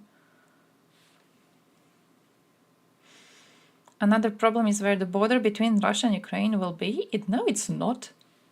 No, it's not. Oh, if I'm in power, I think that in a matter of weeks it will be possible to agree on a cessation of hostilities. That is, so that people stop killing each other there. It's possible to agree in months on the creation of a mechanism. I'm convinced that border issues should be resolved in accordance with the Constitution of Russia. The one that says that these lands are already Russian. That's the one. That's the one he wants to listen to. Fair. So basically, okay, this is worse than what I thought, to be honest. Now kind of said I didn't Wikipedia this dude before. But he's a piece of shit. He's basically the same thing as Putin is. This is actually dangerous. This is actually dangerous on a whole different scale, because this dude, if this dude gets in power, you know what you're gonna see? You're gonna see the same thing you saw when Putin got in power, which is going to be the West turning back, and the West going back to working with Russia. It's going to be the same bullshit. Oh, this is even worse. He's like, his victory, unironically, worse than Putin just saying he won. If this dude wins, the West is gonna be like, oh yeah, Ukrainians, why don't you just speak to Russians about this? Like, look, they have a new leader there, and he's a lib. Why don't you speak to them? Why don't you just like sit at the table with them? Oh, look at this man. He wants a ceasefire. Oh, isn't he a good man? Isn't he a great good man? He wants a ceasefire. No. Fuck this man. Fuck this man. Holy crap. Yeah, I hope he loses. I hope he loses. This is horrible. I don't know if Putin would be as... If he is driven by benefits to himself and power for himself, he is going to, again, win, right? Here's the problem. If Putin is driven to any reasonable amount by what's the best for Russia, he's going to allow this. He's going to allow this. He might even allow this man to take like some sort of a power. He's going to allow this. There would be a million IQ move, unironically chess playing. Just allow this dude to take your position. He keeps on doing the same thing you're doing, but the West calls him Putin's opposition. And because of that, they see him as better, even though he's the same trash as you are. Hey, yo, Kim Papa. Yeah, I was at work. We had a thing with start of the year being very, very chaotic. So, yeah.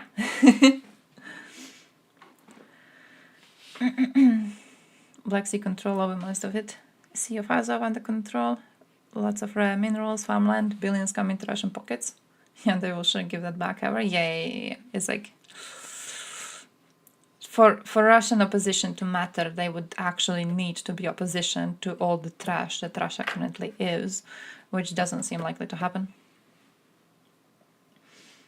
Able to save European Union from Croatia? Huh?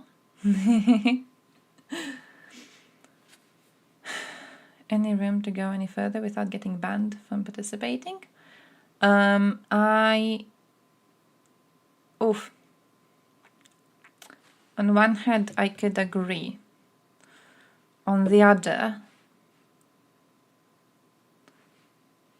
what's the difference between opposition that has the same goals that Putin has, that uses same talking points that Putin uses,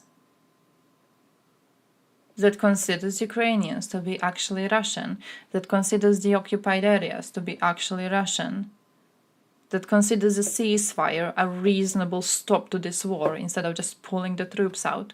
What's the difference between an opposition like that and an opposition that doesn't exist? This man's doing nothing. He's doing nothing. He's just there to be filling up some place, and that's that. Yeah, I got my Christmas lights still. I didn't do my redecoration. I did a thing where I spent a lot money on Christmas. I spent a lot cash money on Christmas because I bought lots of honeys from Ukraine, and then my uncle loved them, and then I bought more honeys from Ukraine, and then I had no cash money. I had no cash. So I'm waiting until I believe next month to do a redecoration and everything, and to put proper lights up. I spent lots of cash.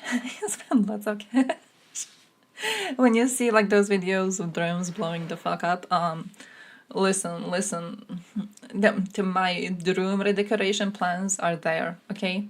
That's what they are. Which, yeah, it is a good investment. I'm not feeling bad about it. It's a good thing. It's a good thing. I'm kind of happy about that even. I keep on talking to people whenever they ask, like, where did all of my budget go? I'm like, next time you open the news and you see some Ruskies getting blown up, that's where my money went. Which is good. It's a good thing. No, yeah, webcam is good. I'm fucked.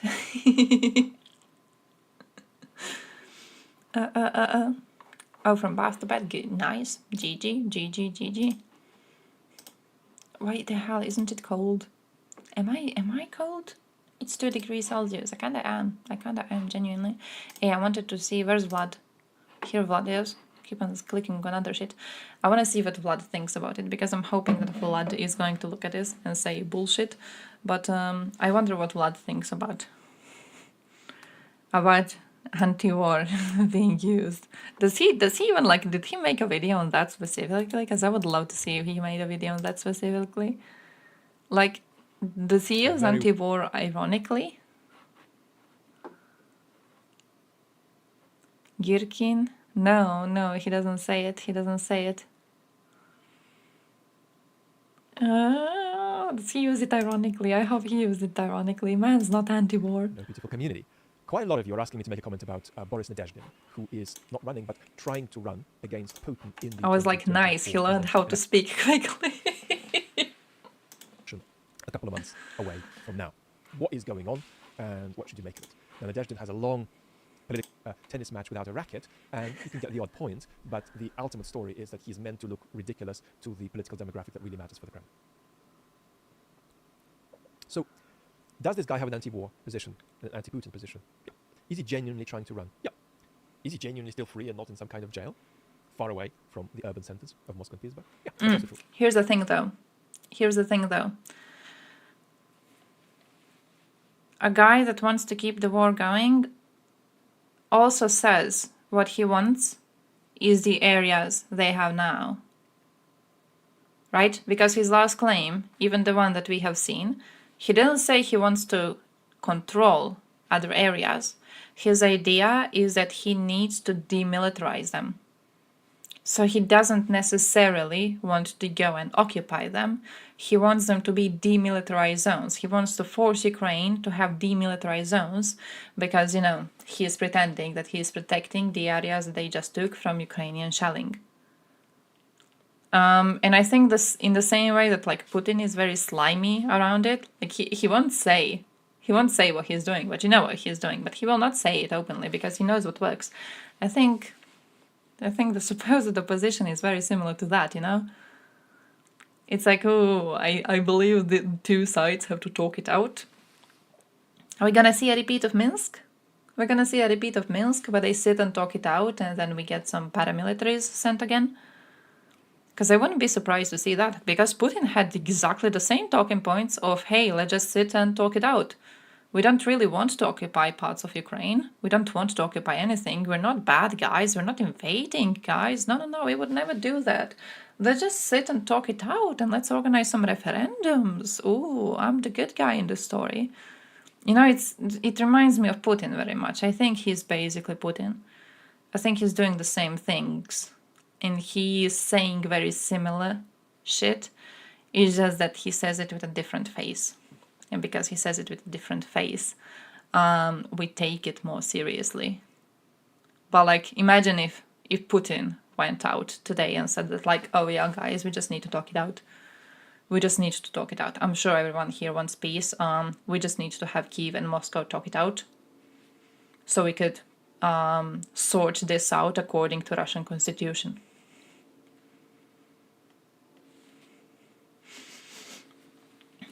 Yeah, I feel it would be a repeat of Minsk. So what's going on, and how should we react to it? Yeah, even then, holy shit, you would see a repeat of Minsk, then you see paramilitaries going in, then you see Ukraine having to defend itself from paramilitaries, then you see a continuation of Putin's idea that there needs to be a demilitarized zone in Ukraine. We just open the doors to that. He's dangerous. He's genuinely a dangerous man. Holy crap. The regime is in many ways vertical, but it is also in many ways like a kind of mafia organization with different centers of power, proceeding in somewhat informal ways with somewhat informal roles. Look, we had a democratic election where we allowed opposition to the war and the people have said, there are two separate pools. We can't end it now. Oh shit, yeah, that's true. Oh, that's true, that's true. We've got to run an election that looks sufficiently like... Yeah, that's a great point, holy shit. If he loses, Putin's gonna be like, yeah, guys, people want the war to continue.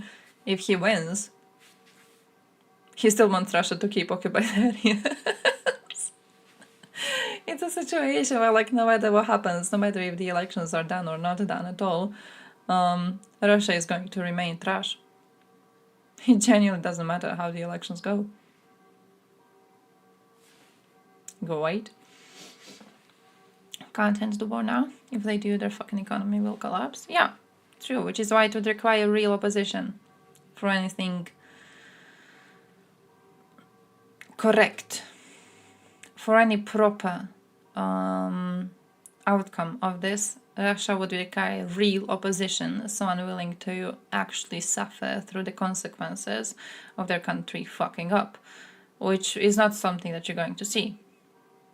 So what we're going to see is just them continuing this war, and what we have to do is defeat them. It doesn't matter how the elections go, it doesn't matter who wins and who loses in the elections. Invaders must be blown into pieces, and that's that. There's genuinely no other outcome to this. Nothing else matters. Like an election.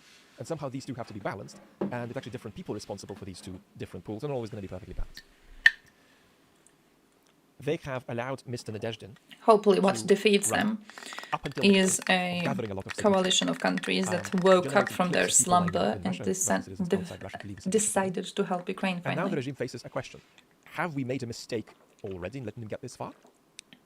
Or is he still sufficiently playing a role that is adequate for us? That's to say, we need somebody to play some kind of role of that kind. We need, for the benefit of a foreign audience, the appearance of a degree of diversity and pluralism. We need domestically to continue our policy of not entirely asphyxiating all dissenting voices. We need to integrate that into the electoral ritual. So, have we made a mistake already? And if we have or haven't, would we be making a mistake if we allowed this story to run further? If we allowed him to not just gather all the signatures, generate this publicity, but also even register him for the election? On the one hand, you might say, well, he's going to tap out at just over 1 million, or we can bring it about that he taps out at just over 1 million votes.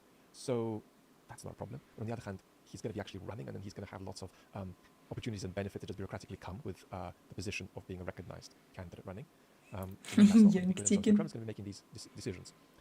I've got a very clear judgment that it would be an apocalyptic self-own for them to allow him to register, and that they're not going to allow him to register. If they allow him to register, it would be both a great surprise and really quite good for us, because anybody who's opposed to the Putin regime wants instability for them. They're going to get that if they let him register. It's more debatable whether they've made a mistake so far, but I would say that they have.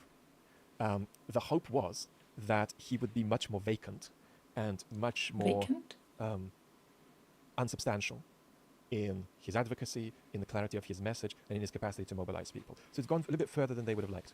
And maybe it's gone further than he anticipated it would go. Right? So let's say a little bit about what that looks like politically and who benefits, and why it's allowed to happen. And let's start, however, with extraordinary brutality and cruelty that we've got to demonstrate at this point to what I would call the depoliticized or consumerist response to what is going on. And here is this response. Let's say we're an observer of Russia, which is what we are. We're sitting in the West, and we're saying none of this matters at all. And the candidate, Boris Nadezhdin, presents no interest because, look, listen to what he has to say. From trade feed pics or food pics. Listen to what he says about what happened in 2008 in Georgia. I don't know which one is worse. Listen to what he says about any international jurisdiction over Russian war criminals. He says he would never give away Girkin or Putin to any kind of international body. Could continue that list. Look at what's happening with real oppositional figures in Russia, like Mr. Navalny. He's in a far away jail, and all of his colleagues are either quietened and in Russia or in exile. So what's the story here? How is Nadezhdin different to Putin? He went through Navalny. Big picture scheme of things. A real opposition like Mr. Navalny. And that's a consumerist reaction. And a depoliticized. She looks at them on stream, feed pics. Ew. To marry Mr. Nadezhdin. Ew. I'm supposed to have dinner after the stream. I don't want to be looking at some toes. No. No toes. No toes. And nobody's asking Russians to. I actually have allergy to toes. I don't know if you knew I'm allergic to toes. Yeah. And the question is, if you're a Russian citizen who is against the war, I die. I die. Like if I see it. Genuinely, it's a condition. I got a doctor's note about it. Well, you take advantage of it. So let's look at this dynamic. So the Kremlin has allowed Mr. Nadezhdin to get as far as he has got. And a paler version of his campaign would still probably be to their advantage. So when we ask the question, is he a Kremlin clone? Is he a Kremlin project? It's feet. You know how it is with feet. Like, bad feet are bad feet, but like good feet are still bad feet. That's their feet. At the same time, it's the opposite of sex. And anybody who you know how it is with sex? Like good sex is really good sex, but bad sex is still good sex. Yeah. Like. But with feet, it's like the opposite. So the question is not the question is one brain cell. Take advantage of him, or is he useless to you politically? Right? The problem the Kremlin has got is that two things have happened that have begun to tilt Nadezhdin into being more harmful than useful to them. And that is that you've got lots of pictures and videos of people lining up to put down a signature for him. Oh. And what that does is it makes the silenced Russians who are opposed to the war feel that they're not alone. There's a very, very, I shouldn't overestimate this, is a very, very mild. So the Russians are losing their feet in Ukraine. People are a little bit, tiny bit beginning to feel that they're not alone. Still the Kardashian? I haven't. It feels like that because only a minority of the Russian population is vehemently and substantively against Putin and against Putin's brutal invasion. Correct. As is the case that there's only a very small minority of people who are vehemently and substantively pro-Putin and pro-Putin's war. There's a lot of people who are, if you like, outsourcing politics to Putin without supporting his politics. That's the depoliticized bloc. Now, two things have happened. So the first thing is this sort of feeling, oh, I'm not as alone as I thought I was, for that 10 million plus, maybe 20 million. So wait, what he's basically doing is the same thing that Otpor did when Milosevic was overthrown. But like, they didn't have videos then to post online about them lining up to vote. But what they did have was like posters and stickers, and they had a bunch of these stickers that got printed for them, and then they were plastering them all over the city. So when people who were the silent majority, supposedly, they walked into the city, they saw a bunch of these anti-Milosevic stickers, and they were like, huh, there's actually opposition. Like wherever I go, I see these posters and I see these stickers. Must be that there's a lot of people who feel the same way I do. And then I'm more likely to actually go out and protest because, look, now there's like a whole group of people supporting the things that I want to support. Russians scored against against them. DB photo stickers, do you have The them? second thing that's happening is that these cues are generating a contrast. If you have them, I'm going to be blastering them everywhere. There's very little evidence ever of meaningful mobilization. Send me a bunch. I'm going to be walking around and just like... support Putin. Putin's own signatures are being gathered. Needs to do the QR code so people can like scan it and see your pictures. And Ivan Nikiforov says, oh yes, I'm in love with signing. I'll sign tomorrow.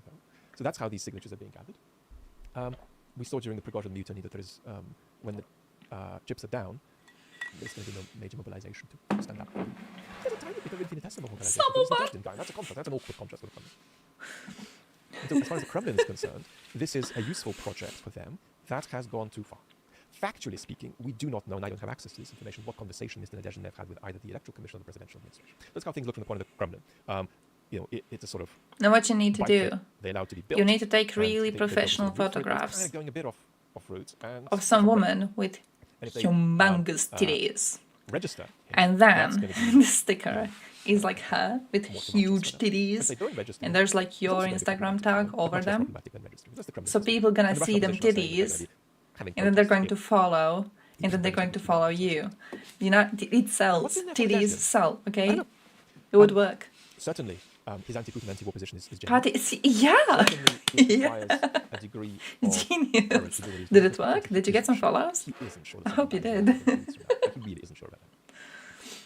He's trying to be safe and confident about that, but he really isn't sure. Nice. And so I don't know how far. I should do that. I should do the same thing. It became clear that. Gonna put my Twitch link there. Whose titties I post? I don't know how far he thought that he'd always play it like he's playing it now ahead of time. Well, I'm not listening to the man. There's a long comment and I want to read it.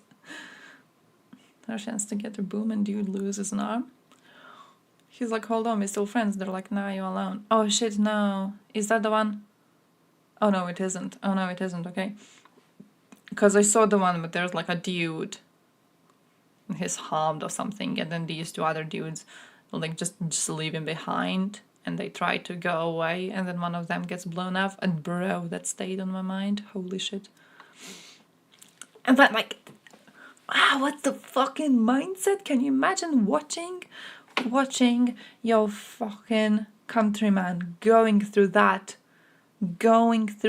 in a country that is not theirs for a war you do not need, and just chilling there, just being like, yeah,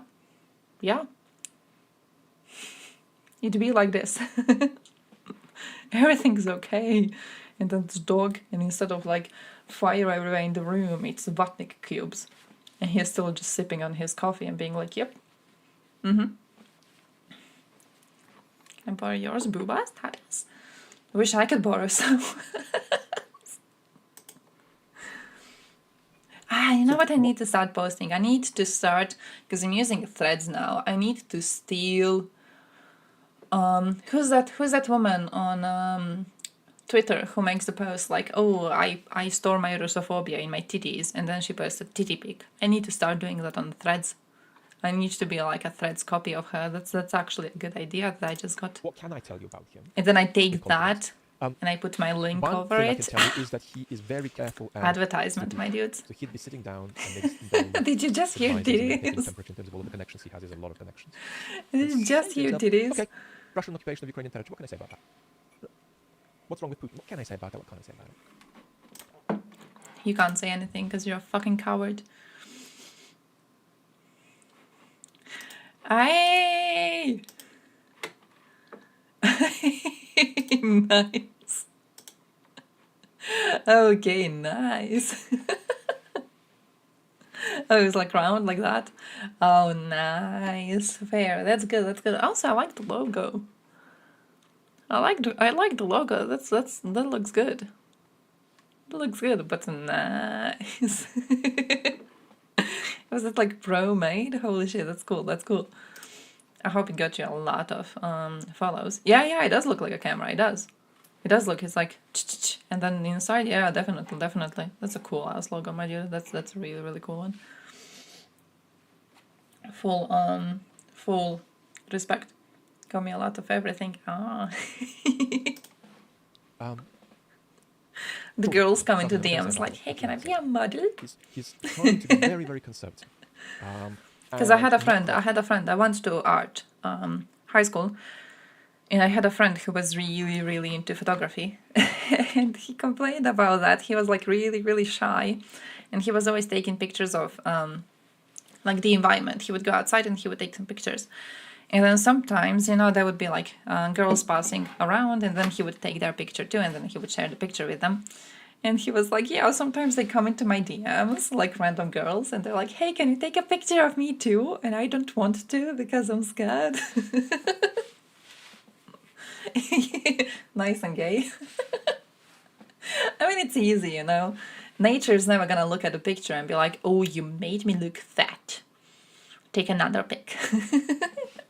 Nature's never gonna do it. A fucking tree is never gonna be like, oh, my ears are showing in my hair. Take another one quickly. So, huh?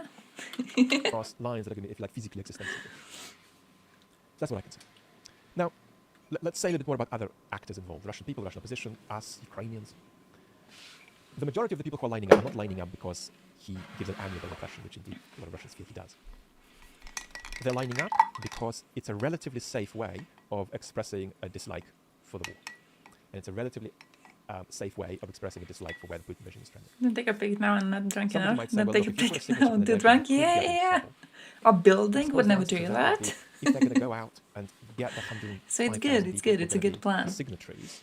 I don't know what he's doing now. He just reminded me of his existence. I'm gonna check out if he has a photography page or So something. it's a relatively safe way to do something that you otherwise can't easily do without considerable risk. So they're not going there because they're in love with Nadezhda, they're going there because it feels like it's a very minor space to act. What about the Russian opposition? Well, they have, That kind of makes sense despite even. their ongoing squabbles, and it is melancholy that the squabbles are largely personal. Got zero complaints. They're largely personal because the opposition can politicize A building. to some extent. They have the skill to politicize. By the way, were you ever in the hotel? Do they have good But food? only Because I in wanna. a way. That's to say, without I have taking into account Mr. Navalny, it's not clear who among the Russian opposition is a good politician. So that like a coupon. Like a coupon thing for That's to it. say, create conflict, create new And I political want to dynamics, see what respond sort to of political foods dynamics, they as opposed to have. saying, But I was never there. theatrical, And I don't know if their food is good. Profile boosting things on social media. But when it comes to offering an alternative to the Putin regime, the Russian opposition so far doesn't have anything to offer. They do not have an alternative. There's squabbling about what the alternative is because none of them are in a position to propose one. Oh, nice then. So Oh, nice, nice, nice. Thank you, thank you, thank you. But I'm gonna check that out then. what I would say is that they have to a limited degree unified around the idea that you should go out there and stick in a signature for Nadezhda. That's what they're asking. And they're going to see if something could come off. We're good with A little bit of a consonants. shake-up, a little bit of an allowing in of oxygen, a little bit of... Pizza or pepper pizza, it's like, yeah, I'm not even sure what it is. Now, don't make the following Because mistake. it's technically like a family that discount running, thing that we were planning to take. up until this point. So I didn't Not check running, out running too much pre-Belarusian about it. I side. was planning to just like. This is the data on balance for the Kremlin because of how it's ended up. But it's also that it's There's a word I balance want to and use. advantage for the Russian opposition. These are compatible positions. When you like casually do a thing without planning, I wanted to act that one out. So I didn't look at the menu or anything, but I asked a few people like if they have ever been, just to kind of like, yeah, impromptu, yeah, basically.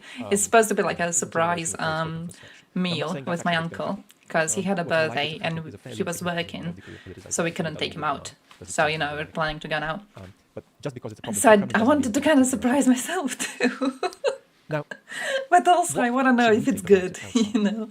Just like, it's going to be a surprise. Just tell me the surprise is going to be good. Or eh.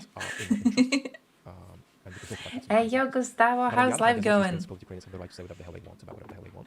We're complaining about Russia, basically. We're learning about Russians and their elections. That's what we're doing. So I'm having fun. Also, we're supposed to look into the news. Also, we are looking at this. Oh no, oh no, oh no.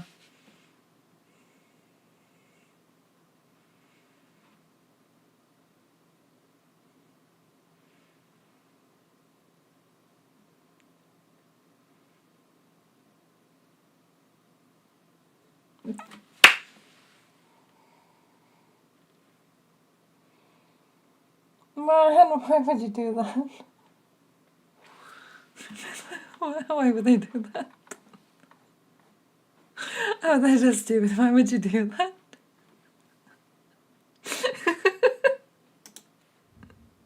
Why the fuck? I was thinking. Oh. Oh yeah, true. The box, but not that one in the picture. Evil. Pretty high jamming from Russia and Estonia for the last 5 days. Oh shit. Bastards. Свежее mleko and it was leaking shit. Ay. They pumped some septic tanks. What the fuck? Ah, pretty similar indeed. Pretty similar video indeed. Holy crap. I'm kind of happy not to be using social media too much. I don't see stuff like that, okay? I see nice stuff. I see Harry having a fundraiser, you know, I see nice shit. They just rinse it out once they're done and go back to milk. Ew. Oh, disgusting.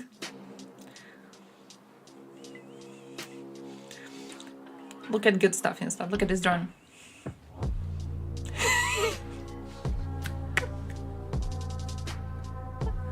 There's worse things that fit too. True. I can agree with that now. Look at him go though. Look at this. Oh, he's so big actually though. He's so big, but when you look at him here, he looks cat-sized. Like big boy. And then this. He's so tiny. No. I mean, he has to be big to be carrying lots of explosives. Just it's a kid. Behind spike in European GPS jamming? Bastards. Moscow is learning and testing. We should see this as an attack on NATO. Press the button. Someone's causing it and we think it's Russia, bro. Who else would it be? Who the fuck else would it be? Criminals stepped up jamming activity in Moscow and St. Petersburg to avert potential drone attacks from Ukraine. Wait, so like they can't use GPS either? No GPS in Russia these days? Russian Defense Ministry confirmed in the past that its electronic warfare units in Kaliningrad have held training exercises for disruption, radio and satellite signals. The jamming activity could also be carried out from ships in the Baltic Sea. Polish aviation authorities warned pilots about disruption, while officials from Sweden and Finland said earlier this month that they are probing the matter. Russia demonstrated its electronic warfare capabilities elsewhere, not just in Ukraine and the Baltic countries. They're definitely quite strong in this.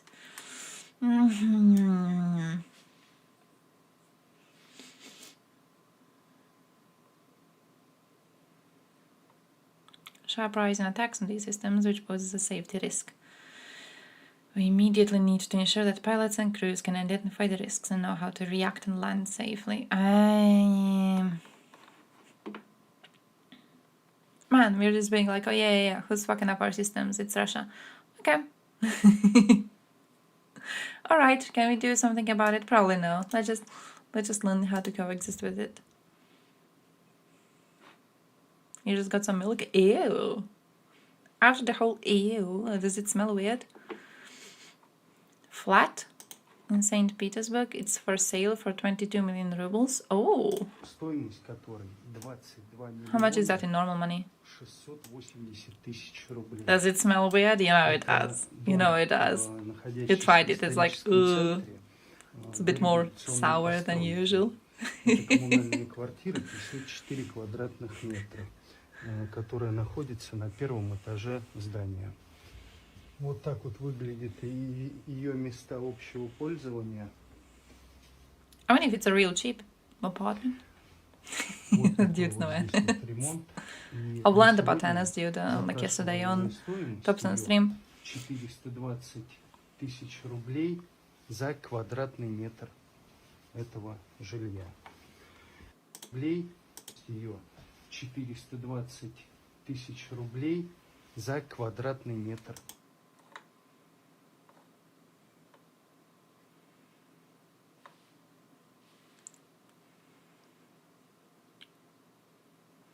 Nah, fucking impossible.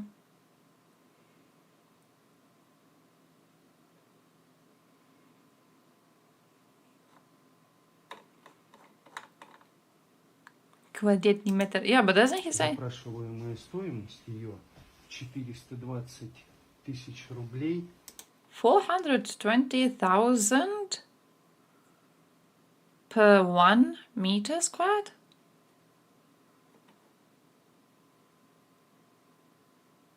Yeah, it is, right?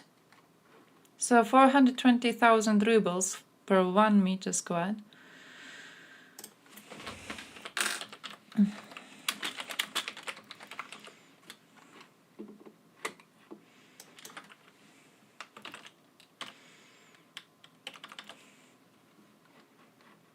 $4,000, bro. That means way too much.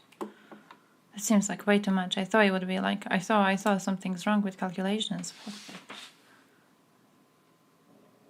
That much? We're buying property like tops. You watch him? You watch it? I knew it. I knew it. I knew it. Can we have a cat? Well, I guess for like 22 million rubles, you're supposed to get a cat extra. You're supposed to get like 20 cats extra. Bonus. And they get their own food. You don't even have to pay for it. They're just there to chill and to be nice and to be pretty and to be fluffy. 22 fucking million rubles. What's that in normal? Way too much, that's what it is. He looked at some buildings and was a horrible gay princess about it. Hey, I saw his chat being clowns yesterday though. They were looking at some property on the beach. And yeah, the house, the decoration wasn't really... Yeah, it's one of those styles that are not for everyone. But it has a beautiful view of the beach, right? It looks great. The view is amazing. And then someone in chat goes like, ah, ha, ha, yeah, but like, look at the beach like how it usually looks like when he's not filming it. And they show there's like a huge tractor and it's cleaning the beach. He has the thing in the back that's supposed to like go through the sand, and then if anything's left in it, you know, it takes it out. And they post that video and everyone was like, oh yeah, very loud tractor on the beach, oh horrible. Like, bro, that's... Do you think they just leave the beaches as they are? They gotta do... Do you think people going to the beach are gonna clean it? Do you have that much trust in humanity? Of course you gotta have someone to go and clean the fucking beach. The view is beautiful because we have people employed to make the beach beautiful. The beach is not beautiful because people go take a bath and then collect trash behind themselves. No one does that. They don't fucking do that. It doesn't happen, okay? They need to have some sort of a service that's gonna be clearing it. And yeah, sometimes it's gonna be, you know, a big tractor being quite loud because it's trying to clear everything. That's fucking normal. Like, do these people also bitch when there's garbage man coming in the truck and like you hear him outside of your house and you're like, oh, he's so loud so early in the morning? Dude, like, some sort of upkeep has to be happening in your vicinity. You think he's rude to waiters? Nah. He's a streamer. He's a streamer. I don't think people who stream have balls to be rude to service staff. From Kyiv in 3 days we captured 19 houses on the outskirts of what used to be Avdiivka. What a piece of shit. Одно из важнейших направлений, где идут сейчас боевые действия, это Авдеевка. Вот эта группа ветераны. Впереди наших войск обогнала их. Впереди этих кадровых войск. Because usually people who do live streaming are people who worked service jobs. Окраины Авдеевки, захватила 19 домов и удерживает их успешно. Мужики там воюют как следует воюют. Так что вот такие люди, конечно, и должны заниматься воспитанием. молодых людей, подрастающего поколения. На одной из These people should be involved in educating the younger population, he goes. What are you gonna do, make them into teachers? Hey classroom, here are your teachers, and it's a Vatnik cube there in the corner. What do you mean? What do you mean you should be making them educating the younger generation? He sent cannibals there, he sent criminals there. He's gonna be making, you know, teaching the younger generation. Now, how many stories you have coming out like almost daily of, oh yeah, guys, remember this crime that happened here in Russia a few days ago? Yeah, the dude is now in military. The dude is in military. Just recently they had one who, he just like killed his girlfriend or something. Got, I think he was around 15 years in jail. He spent few months only in jail because he went into the military and he's fighting right now in Ukraine. Want that sort of a dude to be teaching younger generations? Does he not know who he was sending to the front line? Does he think he was sending some proper criminals there? The fuck is he doing?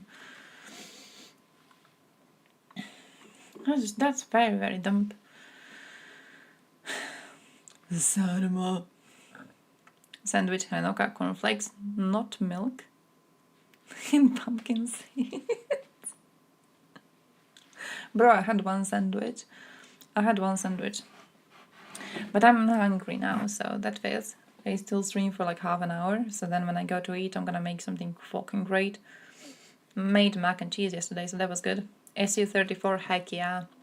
Heck yeah. Hey, also we got 200... Did I hear something? I don't know. We got 207 people back to Ukraine. There was an exchange in prisoners of war. 207 Ukrainians were returned. So, haha. Yeah, I didn't make mac and cheese previously at all. It wasn't like ever a meal in the household. So when I made it, I was quite happy. Ukraine will receive first GUSDB surface-to-surface missiles from the US tomorrow. Oh, nice! They're very accurate and have a range of 160 kilometers, making it possible for Ukraine to strike far behind Russian lines. Oh, nice!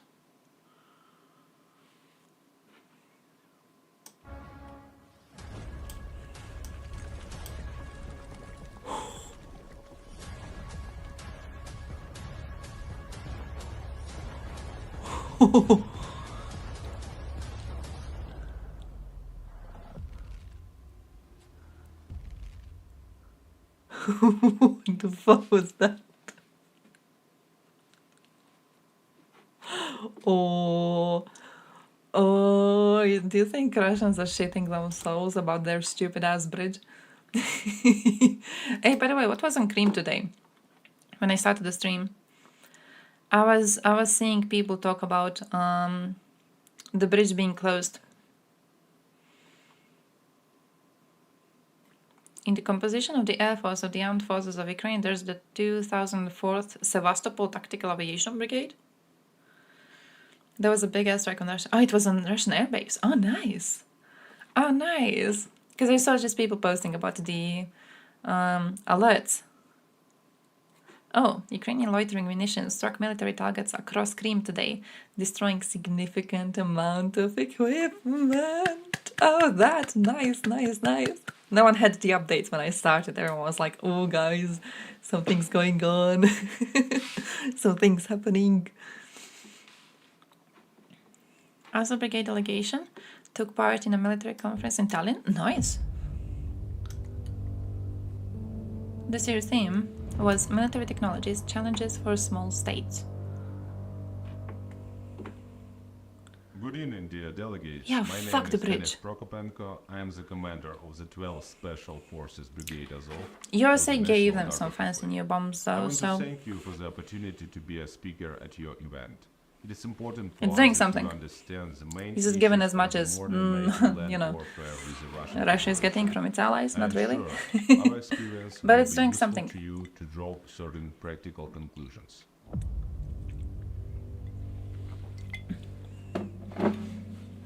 Retail money goes into some of Let the me start hits by that you saying see. that I'm I'm just not a saying. military expert. I'm a combat commander who, together with a group of Azov officers in 2017, in our own initiative, started to implement one of the NATO standards, namely the I-Star fire control system. But they're like fancy. We did not study abroad. This information wasn't taught I know, to I saw us people in being military relatively hyped over them. It was not a I'm part quite of bad the at combat training military course in equipment, our but I saw military people unit. saying that this We could, engaged in self-definition, and we did this could exclusively on our own initiative, give using some the new least edge amount of to resources. Ukraine, and I was We like, translated the field manuals from English Noise. to Ukraine, read a lot of educational materials, 88 watch fighter jets, training 14 videos bombers, transport of command and Western control armies planes. that are part of the NATO bloc.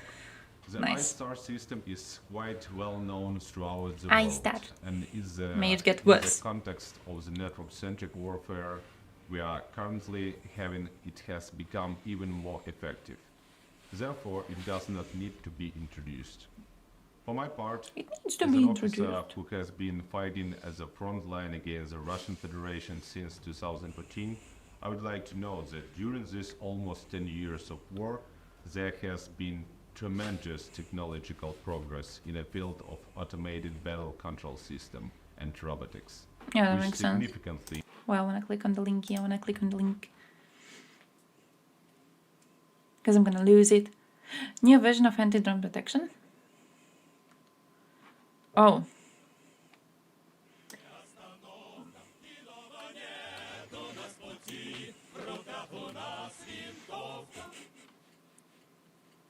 Nice.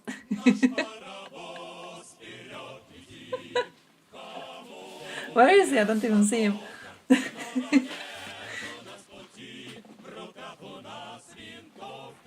What's the song? What's the song? That's really, really catchy. The fuck is that? increase the level of situational awarenesses of the commander and made troops more effective. It would seem that every year They're gonna the put role of that the one soldier on the battlefield becomes on less the and bridge. less valuable. Most believe Yeah, that they're gonna put artificial him on the bridge. intelligence will They're gonna completely light him on replace fire soldier on themselves, the battlefield and then in the whenever near Ukraine future. like Of starts, course, shooting technology something is towards the Crimea, future, but you're gonna see above one of all, those just like. war is an art, not just a technology race. It's a transport Due to track. Oh, I these thought it was soldier something a bit begins more. to integrate with the idea that robotic equipment will completely replace him on the battlefield. Maybe this will happen, Poor but little shit. definitely not in the nearest future. If Put a him on the nuclear bridge. war doesn't start ahead of time. But we need to deal with the Bro, am I problem allowed to here shout and right this? now on the front line. That's why we must not forget about the key role of the infantry. Our experience shows that when we are dealing with a fairly strong adversary, the concept of network-centric warfare without well-trained, well-disciplined infantry is flawed.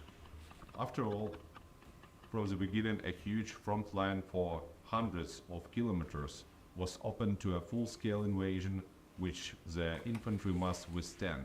And if it's poorly prepared, all the technologies in which we firmly believe will be leveled. Faced with the reality, we smoothly returned from the concept of fourth-generation war to the model of third-generation war, from small group tactics with asymmetric methods of countermeasures to full-scale warfare with tank breakthroughs and aerial bombardments.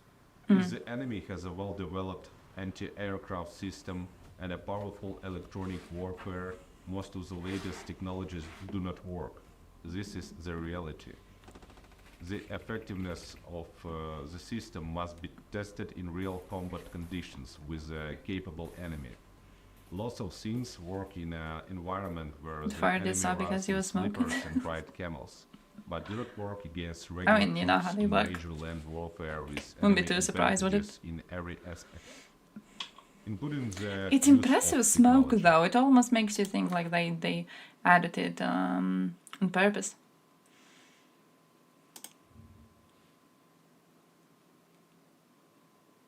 Симонян выводы. Чего ее побеждать-то, господи, ну Украина, ну, подавили эти огневые точки, вот мы в рекламную паузу это обсуждали. Прорвала оборону противника и вышла на окраины Авдеевки. Захватила 19 домов. За 2 дня. Горячей войне. Bro. Oh my man. It would be even funnier, you know, if it wasn't everything going on around them. Defenders of Mariupol, Kherson, fighters from Zmini Island, Marines and combat medics. Okay. 180 are privates and sergeants, 27 are Ukrainian officers. At least 36 have injuries or serious illnesses. Shit. The oldest is already 61, the youngest will soon turn 21. Man, that's a kid. Man, that's a kid. Like my father is 61, 62. But like still, holy shit. It's like, aww. Old little man. It's okay he was returned. Sergeant Zakha, he was captured by Russia together with his wife after being evacuated from Azovstal. Oh shit. In less than 6 months, Tatiana was exchanged and returned to Ukraine. Oh, okay, holy crap. Oh man, I was so scared. Tatiana settled with her two daughters in Dnipro. No, on January 14th, Russians fired a missile at the high-rise building where the family lived. Tatiana died under the rubble, along with her younger daughter and her husband's mother. Oh shit. So he has one daughter waiting for his return today. Oh shit. Oh, that's incredibly sad. That is just horrible. I'm gonna ban clips on my stream. I'm scared to even look at it. I'm gonna ban clips. Man, so many of these stories are just heartbreaking. Just absolutely heartbreaking. China secretly brought weapons to Belarus for 4 days in a row. What could it be? I wonder.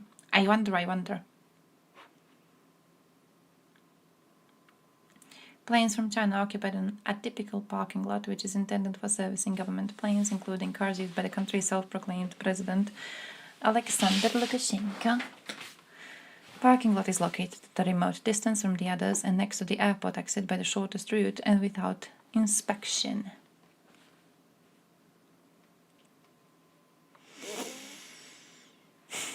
One of the versions may be that China secretly supplies weapons to Belarus in this way, which will eventually end up in the Russian army. It is more likely that the plane of the Chinese airline brought weapons for the armed forces of Belarus.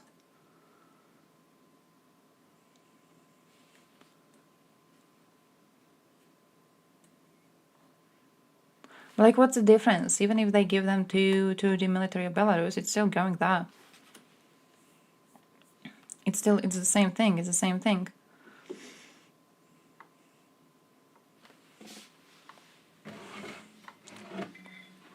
Your hometown? The flag? Really?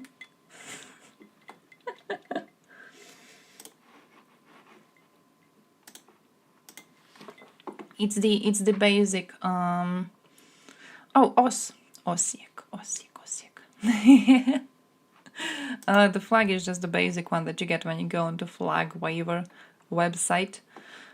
So it's the default one if you don't change it.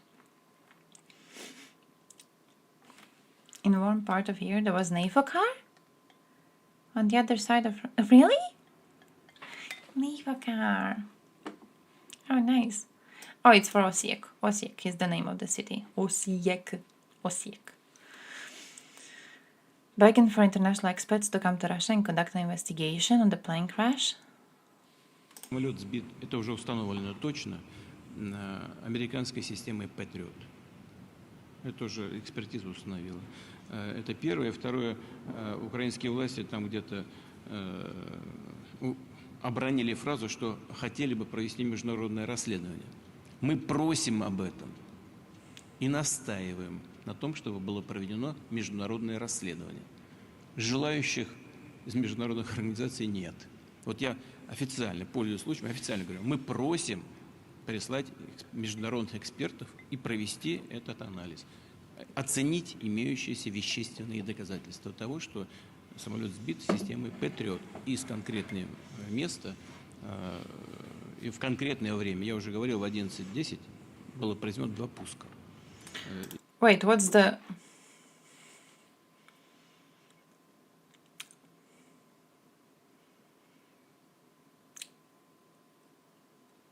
investigation?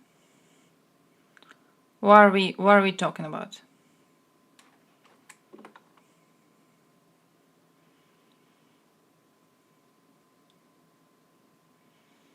What investigation? What are we talking about?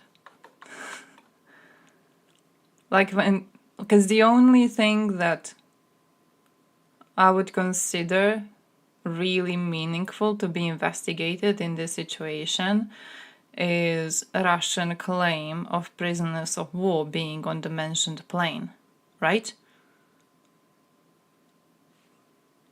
So he's saying that international investigation needs to happen about that? Or like he wants an investigation to happen to determine whether the system shot a plane down? Bro, you started a fucking war. Like, I know Ukrainians didn't claim it. As far as I know, like, officially they didn't claim it. But, like, even if they did shoot it down, dude, you started a war with the country. Killing their own POEs and then framing Russia for it. So he thinks Ukrainians knew that there were prisoners of war on the plane?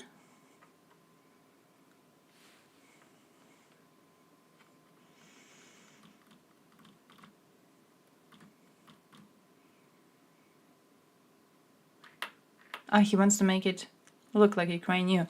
Ah, so it is. He wants to make it look like they knew. That's fucking ridiculous. Oh, that's goddamn stupid.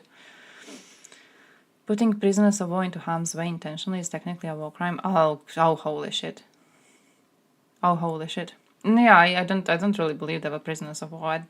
I'm not entirely sure we wouldn't be seeing a lot of footage of a lot of bodies. They haven't really been quite,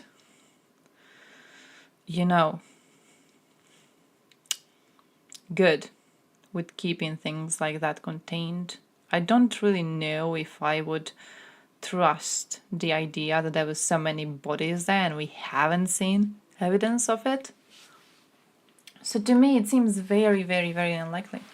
Yeah, some people saying, I've seen people saying 5, I've seen someone saying more, like 10. I don't know where. I haven't seen the footage. Have you guys seen the footage? I haven't seen the footage. But like, it's supposed to be 65? I haven't seen anyone claim that number. Flying them into SAM range is kind of a Russian crime. Yeah, because like, you know, what do you mean an investigation needs to happen on this? I understand the investigation if he wants to make it like, if he wants to make it seem like Ukraine knew. But like,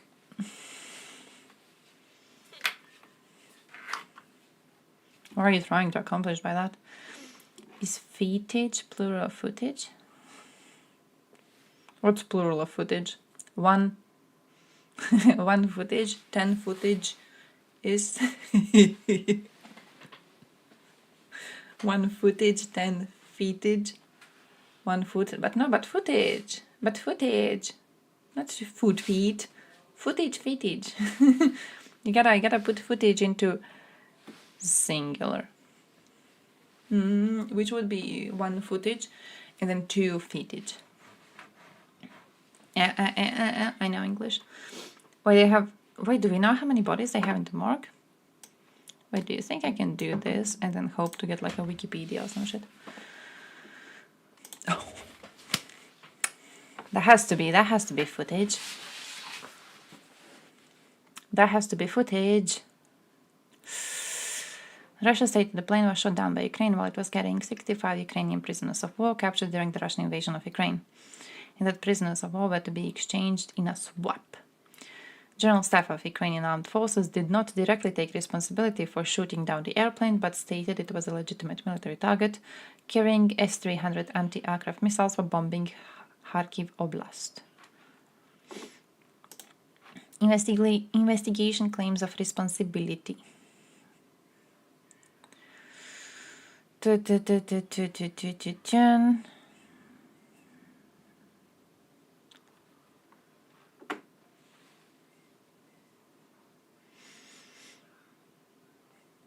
most of their accusations are like, oh yeah, Ukraine shut it down, which like, okay, good.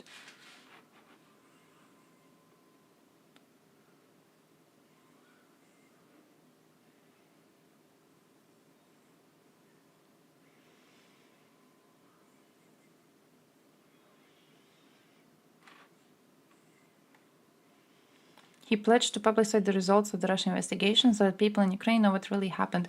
Are they going to be focusing again on the idea of whether Ukraine shut it down or not? Because a lot of this is them focusing on like where it was shut from and everything. I don't care about that.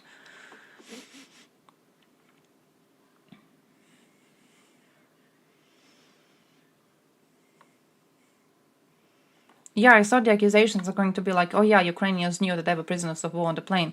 But it doesn't seem to be in the accusations. The accusations are like, oh yeah, this type of a missile shut it down. Like they opened a terrorism investigation into the incident. Oh, here it is, Peskov. Hey, Putin. Putin said Kyiv had known beforehand of the arrangements for the transport of the prisoners aboard the plane. Do they usually have information of how the prisoners are going to be transported? Okay. They got Kartapolov. They got Kartapolov. Oh, they got Kartapolov to say that a second plane had 80 prisoners of war, but it turned back following the incident, adding that there can now be no talk of any other prisoner exchanges, but then a prisoner exchange happened later. Kartapolov said that Russia had warned Ukraine about the aircraft's approach at least 15 minutes before the incident, which Ukrainian officials denied.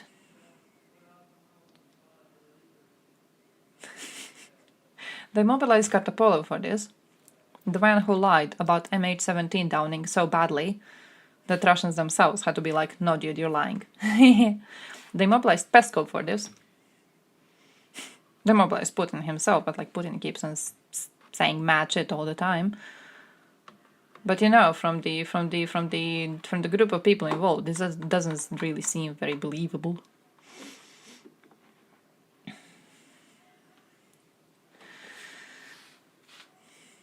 If the USA made the same mistake, then people wouldn't be upset. Wait, the mistake of like shooting down. I think if there's a conversation of them knowing about prisoners of war being on the plane. No, like if you know and you make the mistake of shooting anyways, then people have the right to be pissed off. I don't feel like it's like we don't even know if there were any prisoners of war there. So doing any sort of guessing, taking for granted the idea that there were prisoners of war there, you know what I mean? Like it seems like a ridiculous conversation to have. Like, oh, did Ukraine know about the prisoners of war? We don't know if they were there. Seems kind of clown thing to be like, oh yeah, did Ukraine know about them? Did Ukraine know about what? We don't even have evidence that they were there. There's no evidence of the bodies. What do you mean, did Ukraine know? Like we took a claim that might as well be a lie, but we took it for granted in order to ask more questions, which take for granted the idea that the claim is truth, but it might not be. Some of the dead lists were on the list already released. Yeah. I saw that. I saw one list where like few names were marked as people who were already transferred, and then I saw another one which said that one person was on a list already transferred. So I'm sure there's still like lots of investigations going on into that. Genuinely, it just we haven't seen any footage. We used to be getting lots of footage previously. I'm pretty sure we would be getting lots of footage now. We haven't gotten any footage.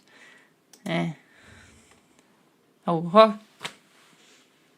Hey, by the way, I have to run for a second. I'm gonna be coming back really, really soon. I drank a lot of water. I'm gonna be leaving you. gonna be leaving you with this dude. So running back.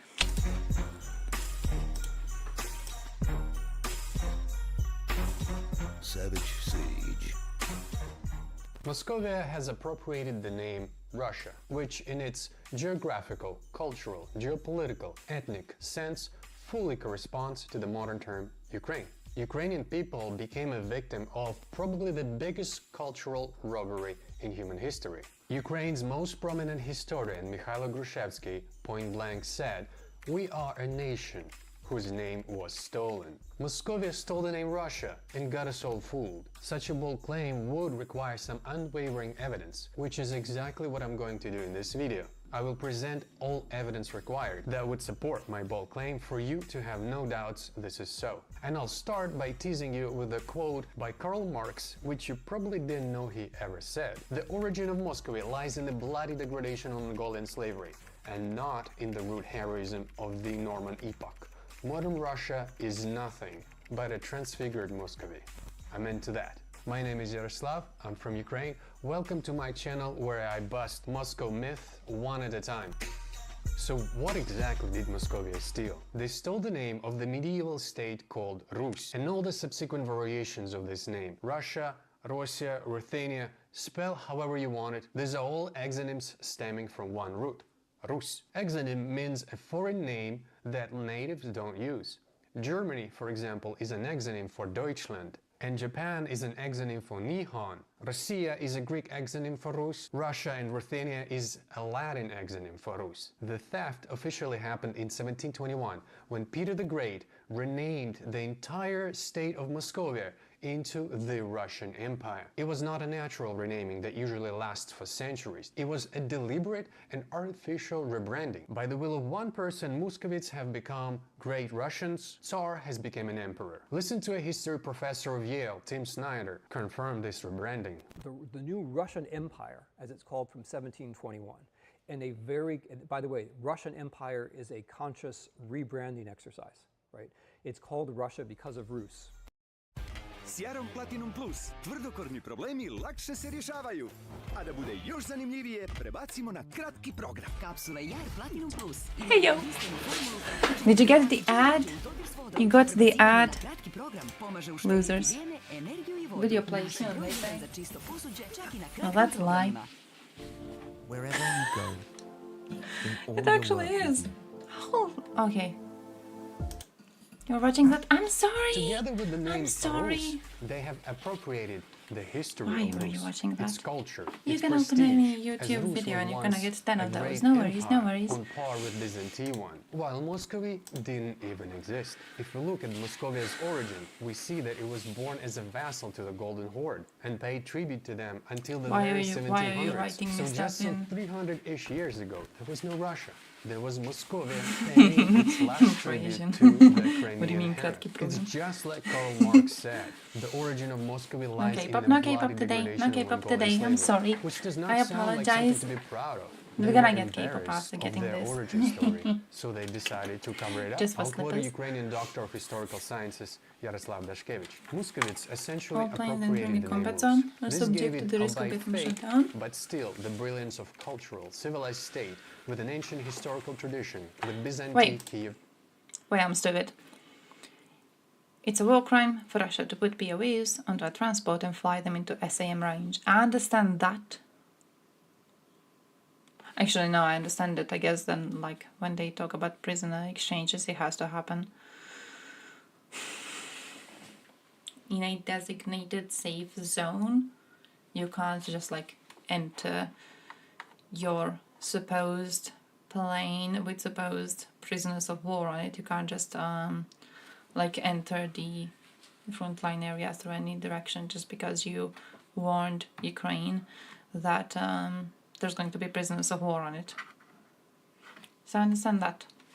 But like they're claiming that Ukraine knew, so I guess they would also be claiming that like the location and everything was prearranged.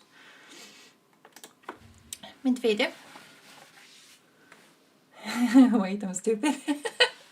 I should have that. That's going to be my my subscribe alert.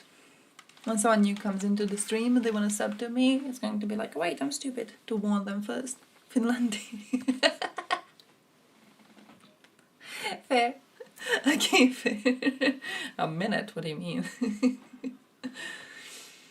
Third countries in pre-arranged transportation that both sides are aware of. And the Red Cross Crescent or another NGO verifies is not military in nature. Ah, no, I called myself stupid.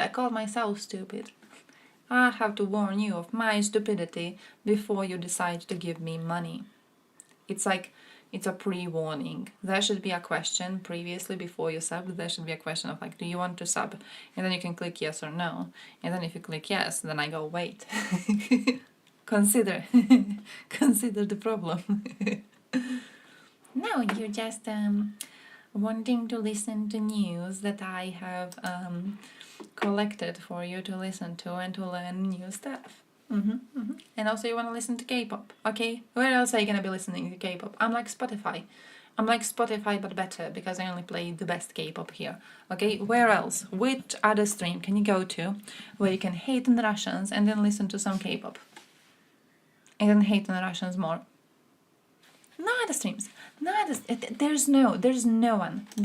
Church metrics. Give me And cash also by so I can give it to appropriating the name drones. Russia, Moscovia can also act like those territories belonging to Rus are rightfully theirs. Moscovia Based. denies Ukraine exists. In its This imperial product self-destroying has reduced the hatred, amount they are of doubling down on Ukrainians, You little destroying our bitch. memorials, canceling our language, Oh, you burning little our bitch, books, but true. dismissing we have Oh, the but right true. to exist, Holy and shit. falsely believing Warning. that we live on the territory of their holy Warning, order, a subscription makes you less likely to get How did bitches. they steal it? How did they manage to fool us How all? fucking Well, first cruel. of all, let's remember who we are dealing with. They have mastered Photoshop to bend the Wait, special ferry ticket from Baltics to Sweden with mixed men room, and you're likely to get free vodka from someone. It's like if you want to get free alcohol in Balkans, just walk into any bar where there's a bunch of dudes and be like, oh, I wish I could try some rakia. Because they absolutely have a bottle of like homemade one somewhere in their bags. Yeah, genuinely, it's actually, there was a research done on this. And if you have 10 bitches usual, for every Twitch sub that you give to someone, you lose one of the bitches. It's statistics, actual research was done on this, yeah. You can test it out, like gift to me as many subs as you have bitches. And then if you lose them all the next month, you will know I am correct. And if they remain, then you want to gift subs again to test it again. I am a genius in marketing. Andrew Tate has nothing on me. Expert in deceptions and lies. Only reason they have failed to cover King Chernobyl of was a random because of street. international involvement. They did, however, manage to hide another Subbing does not third-largest reduce nuclear your chance of disaster in smashing. the world. You Just did not lose so your long one ago, bitch. we were witnesses Did you to have how two? their You got one now? state-run doping program was exposed. Watch an Oscar-winning documentary, Icarus, on Haven't the played subject. pipe in months. Muscovich Right, wait, still see? deny they have shut down MH17, while international What's that court next to your undeniably username? proved it was their missile. Looks like a 2 days subscriber before the invasion badge. said that they're not going to start a war. The point I want to make is that Muscovites are systematic liars. You know, the war which I was waiting we for are someone to trying make a stop, zero joke. which was launched against us using I was Ukraine. waiting. Yes.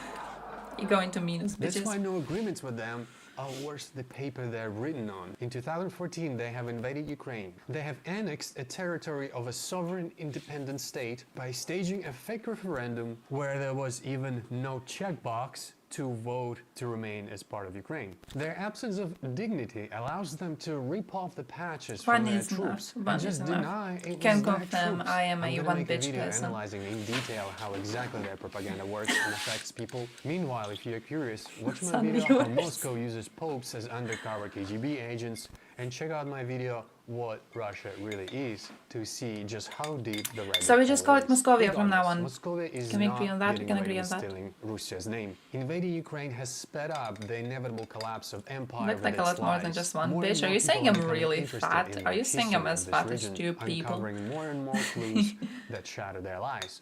One such clue we can see right now if we go on Wikipedia. When the Mongol invasion destroyed Rus and burned Not Kiev as in 1240, western part of Rus Bastard. persevered. And on Wikipedia, this western part of Rus is called Kingdom of Galicia-Volhynia. But here's the weird part. If we read a little down the line, we quickly learn that it was historically known as Kingdom of Ruthenia. And while Ruthenia is a Latin exonym, the true Latin name of this kingdom is Regnum Russia. This name appears on many historical maps over western territories of Ukraine. We see this name on the... It's not proof that Russia doesn't exist. It's actually, if you remember, last year, Zelensky was talking about not calling Russia Russia anymore, but calling it Moscovia. And at the time, lots of people were like, why would you do that? Why would you do that? What's the point of like officially changing the name of the country?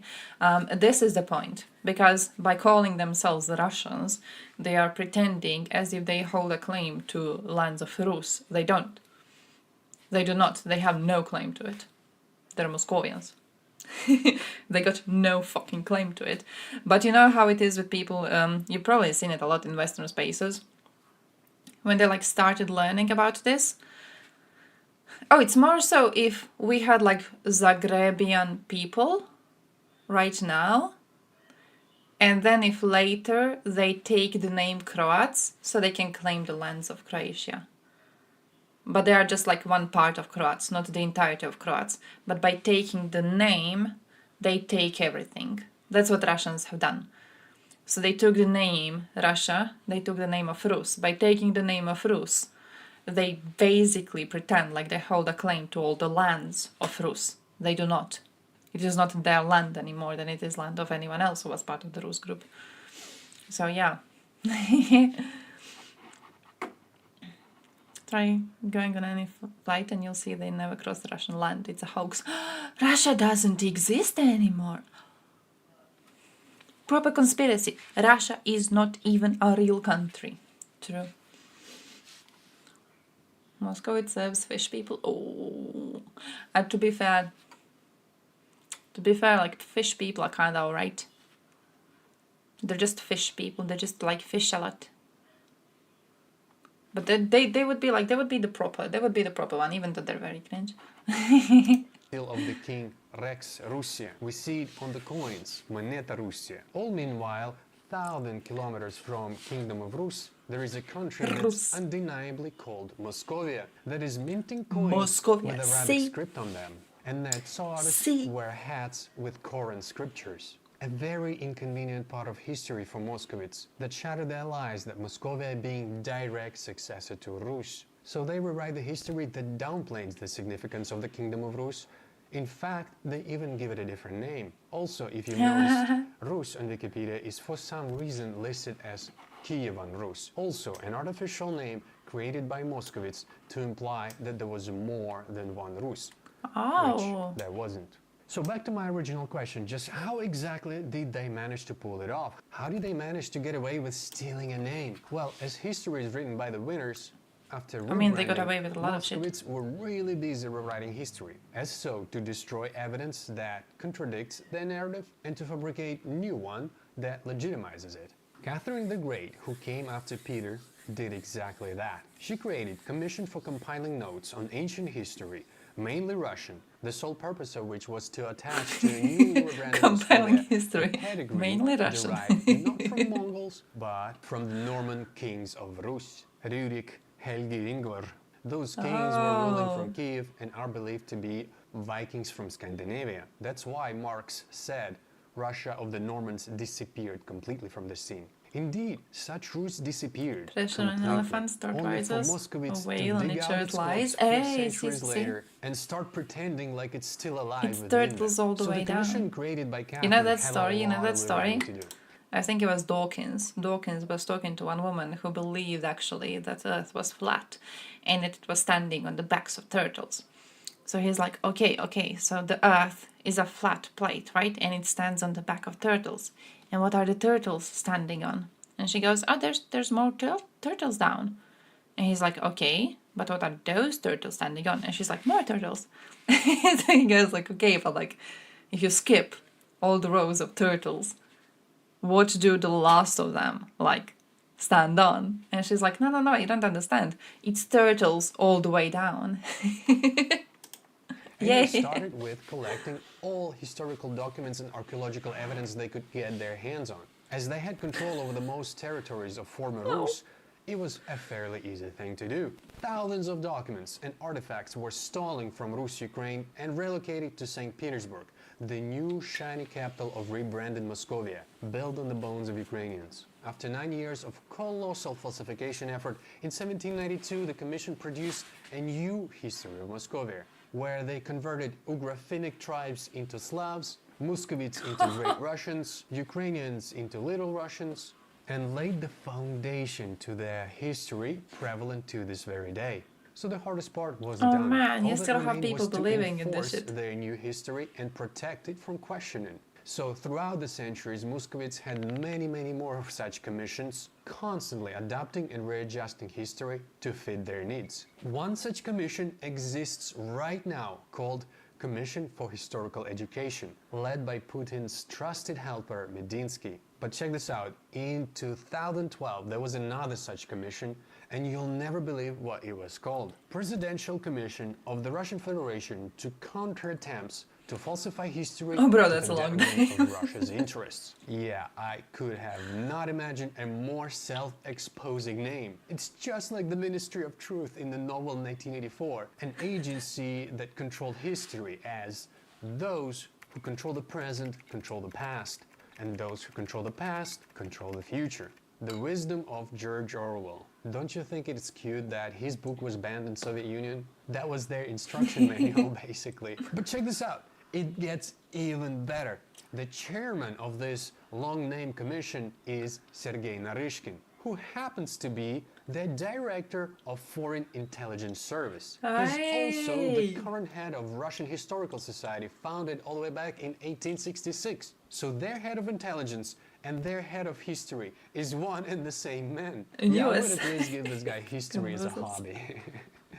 Anyway, lastly, in this segment of how they got away with stealing a name, I would like to add that 300 years ago, when it happened, it was impossible to fact-check them. You couldn't just go online and see scanned copies of evidence you I mean, had if in it was question. seen Not to mention getting as access both to too historical commie and too artifacts from capitalist Moscow by to those study Davids. them was impossible. It's one of either. those On interesting top of things that, where, like, Moscovia was rich I on guess it just resources is that really good everybody at pointing wanted, out and flaws in in a the way system. behaves like China today. You support Some pro-democratic schools protests banned in it. Hong Kong, Oh. bang, your access to the market. What did I read on Twitter? I'm gonna Google it now, but I wanna ask if anyone knows before I Google it. About some school banning the dictionary. Sup with that. Sup with that. Did I see a joke? I don't know if I saw a joke, because I also thought people were making a mockery with that. The case of that woman who was almost going to prison because she had a miscarriage, but then that turned out to be a real story. In China are banned in BA. I think that's why Elon Musk is such a Putin pleaser these days. He needs those cheap resources for Tesla to make bigger profits. Anyway, add to this the fact that they are professional liars, and you end up with the result we have today. Everyone is calling Muscovites as Russians. Yaroslav Pelensky from Harvard Ukrainian Studies in the 80s released his work where he states that people just believed them. Muscovy's assertions that it succeeded to Kiev by right of inheritance were accepted by a large number of historians as a matter of fact, beyond the limits of permissible inquiry and critical examination. Critical examination is exactly what I'm going to do in this video. But for now, I hope I explained clearly how exactly they got away, so I can move on to my favorite part, actual evidence. Facts exposing their lies that they couldn't destroy. Let's look at old maps predating the rebranding and see just how exactly the territory of modern-day Russia is labeled. Today is the 23rd of November 2023. And yeah, I'm getting ads again. But, hey. Dictionary. No, it's definitely a dictionary. USA is cool. Bans dictionary.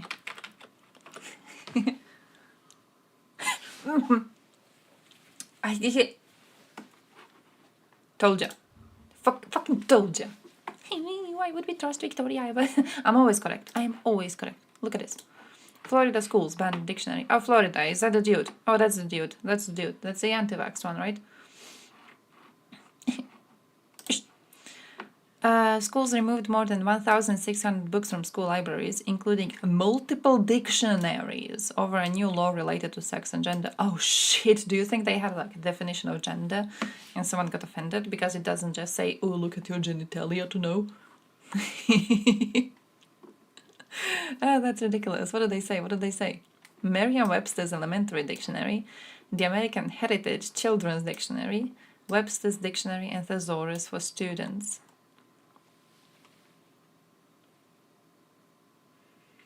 It prescribes what Florida students learn related to sex and gender, ideally nothing at all, and how they learn it, ideally while wearing potato sacks and Puritan bonnets. Oh, nice. Ta-ra-ra-ra-ra-ra-ra-run. What adolescent hasn't endeavored their own sex ed by consulting the dictionary? Oh, that's ridiculous.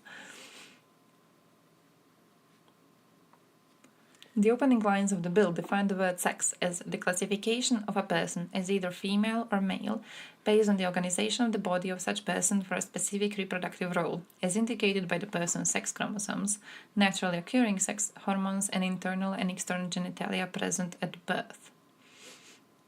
No reputable dictionary defines sex that narrowly. Neither the Merriam-Webster nor the Oxford English Dictionary definition is what anyone would consider radical wokeism, but both contain multiple definitions that encompass the ways that sex appears in our lexicon. Oh, okay. Okay, I see that. Am I allowed to go and look into it? Oh, noun. Either of the two major forms of individuals that occur in many species and that are distinguished respectively as female or male, especially on the basis of their reproductive organs and structures. Some of the structural, functional, sometimes behavioral characteristics of organisms that distinguish males and females. The state of being male or female, males or females considered a group. Oh. You unironically call usual bag torba? Yeah. Here it's for something big and I'm pretty, almost like 90s train bag or potato bags. Like vrecha? You mean vrecha? That's vrecha, that's not a torba. Torba is the one that you wear around. Vrecha is the bag. There's a difference between a bag and a bag. Like a bag and a bag like bag.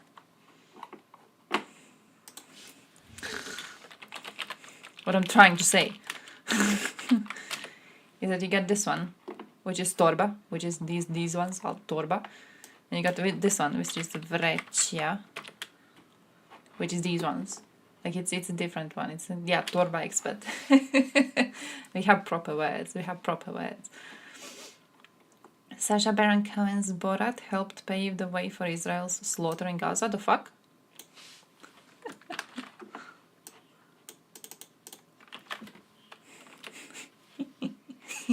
Wait, really? I thought you were joking. Kesa! Do you have a memory of it being used to mean balls back in early 2000s? Because I distinctly remember when we were in church a few times as children, and the priest would read about Jesus taken from his bag and then giving it to the masses, and then all the boys in the class would be hee because he would use the word kesa and it would mean balls. But it was a joke for a very short amount of time, and then no one kept on using it later, because I mentioned it recently in a conversation with my cousin, and he was like, no, we don't really use that, we don't really say that. But we definitely did. It was a huge joke for a while. His kesa was the joke. What did Borat do now? Holy shit.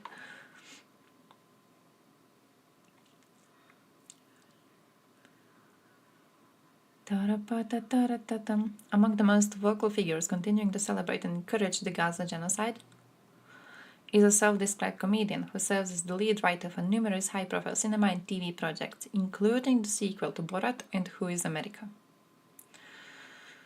On a daily basis, since the Israeli occupation force carnage erupted, he has posted disgustingly Islamophobic statements while cheering and justifying Zionist bloodshed. Oh.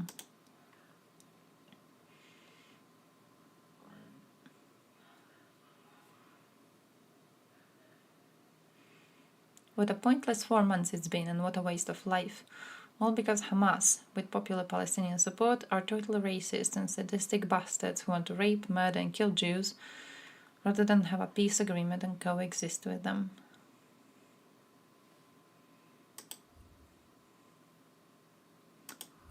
Oh, he was posting against Hamas, and they posted those as evidence of like disgustingly Islamophobic statements. That's an interesting choice. That's an interesting choice. Oh, Cohen has been playing an active role behind the scenes. In November 2023, he was among several high-profile figures who lobbied TikTok in private to block content and comments critical of Israel. He had good reason to believe this intervention would be decisive. In 2020, he suspended his Instagram account to protest purported hate speech on the platform and Facebook. He claimed his comedy output, often coordinated with the CIA and Pentagon, is concerned with the same objective. This works almost universally, features racist, crude stereotypes of Muslims whom he portrays wearing makeup and wigs reminiscent of blackface. What? And what does this link to, though?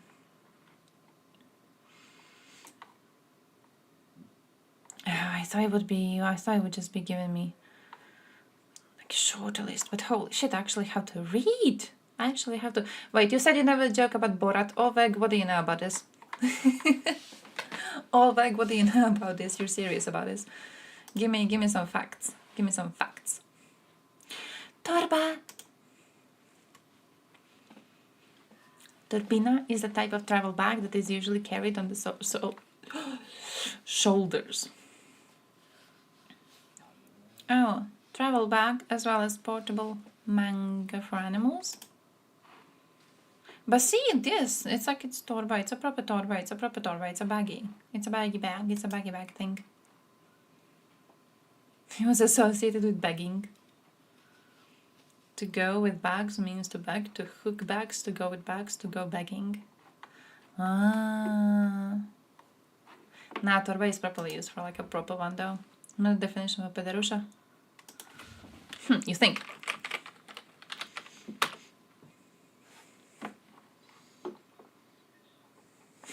Pojasne torbice. This is like, oh, it's a Balkan thing, but this is like when Serbs think that we call dogs okolo kućno lajalo. I feel when we write pojasne torbice. It's the same type of a joke, like look at Croats and their stupid words. Oh, that was fucking cruel. Did they say bananka? Did they say bananka? Borat village is poor Romanian village. They did not know English and wanted to kill him after they saw result with translation. That's fucking ridiculous. What did I think he was doing with that? That's the best piece of news ever. I hope he does that more often. Just like go to a random ass village and film that and then look at the reactions. People are proud, like, oh, he's gonna make a video about Romania. And it's gonna be so good. He's gonna show us as really, really likable people. Makes a lot of sense on bicycle or a motorcycle. Yeah, it's actually, they're good. They're good. Like, I have nothing against them too much. I don't know why they're called that way, but they're like good bags. They're useful bags. Just, you know, kind of sad. They're connected to very negative stereotypes. Or like good bags. Very pro-Israel, anti-Palestinian, uses his influence to push social platforms to silence pro-Palestinian forces. Saying his shit movies are coordinated with the deep state is far-fetched though. That makes sense. That makes sense. Because I wouldn't really be surprised by the idea of him, you know, trying to pressure TikTok or everything. But CIA, that's a bit me shock.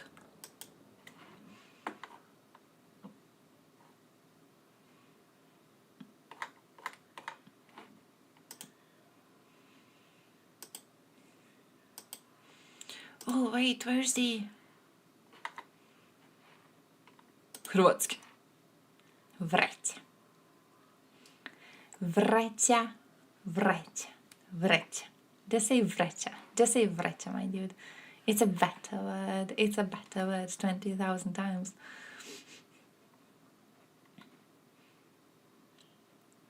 Think which merchants and markets use? In like 10s it was ironically unpopular among people. Oh, pederusha. Yeah, we call it pederusha. Fanny pack! But fanny is a funny word, and then peder is not.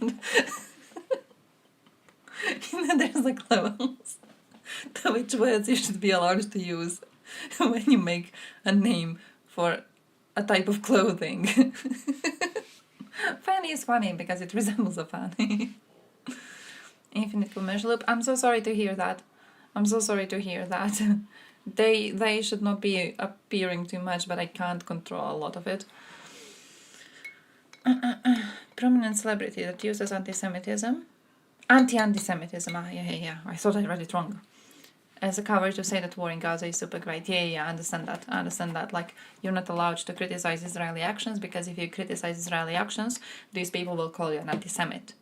So what they actually want to do is for you to shut the fuck up. It's like when Russia started invading Ukraine in 2022, when they started the full-scale invasion, right? And you had lots of people at the time who were crying Russophobia, when people were being like, hey, this invasion is unjustified. Like, what I do is proper Russophobia, right? Okay, and I'm not running away from it. What I do here is like pure distilled Russophobia. But lots of people were not. Lots of people still are not. Like, when you call this invasion unjustified, that's not being Russophobic. When you acknowledge that Israel is killing way more people than it fucking needs to kill, because it's supposed to have way better intelligence, able to figure out where Hamas leaders are, why the fuck are they not using that? That's not being anti-Semitic. That is acknowledging the facts of what's going on. The human cost of this is way higher than what it needs to be. So yeah, understandable. Bananka, because of shape. But we say, don't have words for bananka. We have bananko, and bananko is like the little candy, banana-shaped candy. I heard in YouTube where you see 5, 4, 3, 2, 1, and it stops until video will actually end. I've been seeing, what I see usually is like the countdown, and then it blocks. And then I have to refresh it. Like, it genuinely goes 5, 4, 3, 2, 1. Then I'm supposed to be allowed to skip it, but like it blocks. Everything freezes.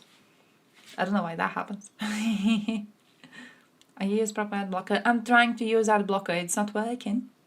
It's not working. I can't have it.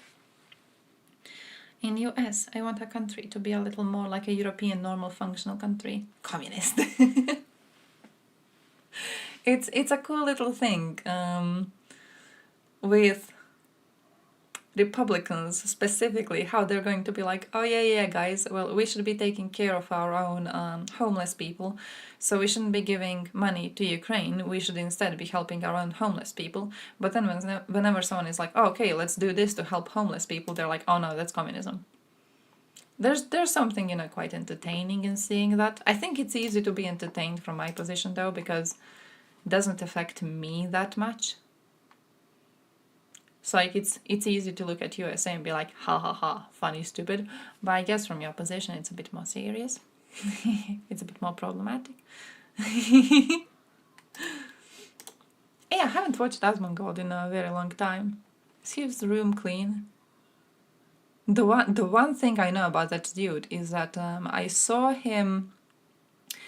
his interview with Dr. K. Why was I disappointed? Why was I disappointed by his interview with Dr. K? I'm not sure. But something was in that. Oh, I think they were talking about fear of death and they didn't explore it the way I hoped they would. But I remember at the time being like, huh, this dude is kind of smart. I want to see what he streams and I want to see what people are saying about him. And the one thing everyone was talking about is how messy his room was. There was that, nothing else, no other conversation point. Look at his room, ha ha ha, his room behind him, look at his room, look how messy that is. Just that all of the time.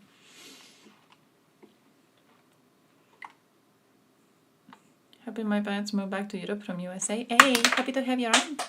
Hope you enjoy the healthcare. I just dropped a little plastic bullshit.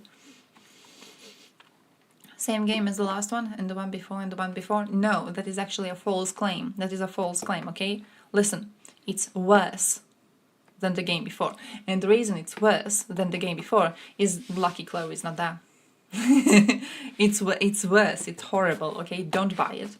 Don't buy it. They should be paying you to play it. They should be like, hey, here's a bunch of cash, go and play Tekken 8. You can't play with a character that's a stereotype of an anime viewer because anime viewers got pissy when they saw her, so we had to remove her. So you can't play with her, you can play with the bears or some shit. Street Fighter, I don't even know what I played. I had something, and I don't know which game it was, but it was great. I know it was on one of those, like, you buy those little cartridges, you could buy them at like the festivals and bullshit for really, really cheap. I was kicking ass in that one. No, they can lose a race because no Lucky Chloe. My parents decided to stay in the US. Oh shit. Oh shit. Well, I hope you get away. I hope that whoever wins in the elections is a candidate that's going to bring you a better life. You probably never played them? Why the fuck not? It's a good game. I mean, fun. It's fun. It's enjoyable in a way that, like, fighting games are enjoyable. You can spam a lot of moves. When you figure out, like, how the moves go, there's always a...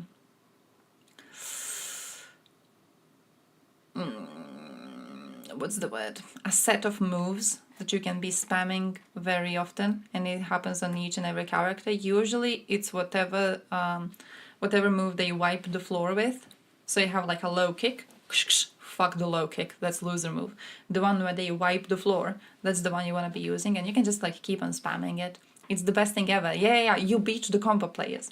The combo players go like ho ho ho ho, and then you just go wish, and you beat their asses. Best game ever.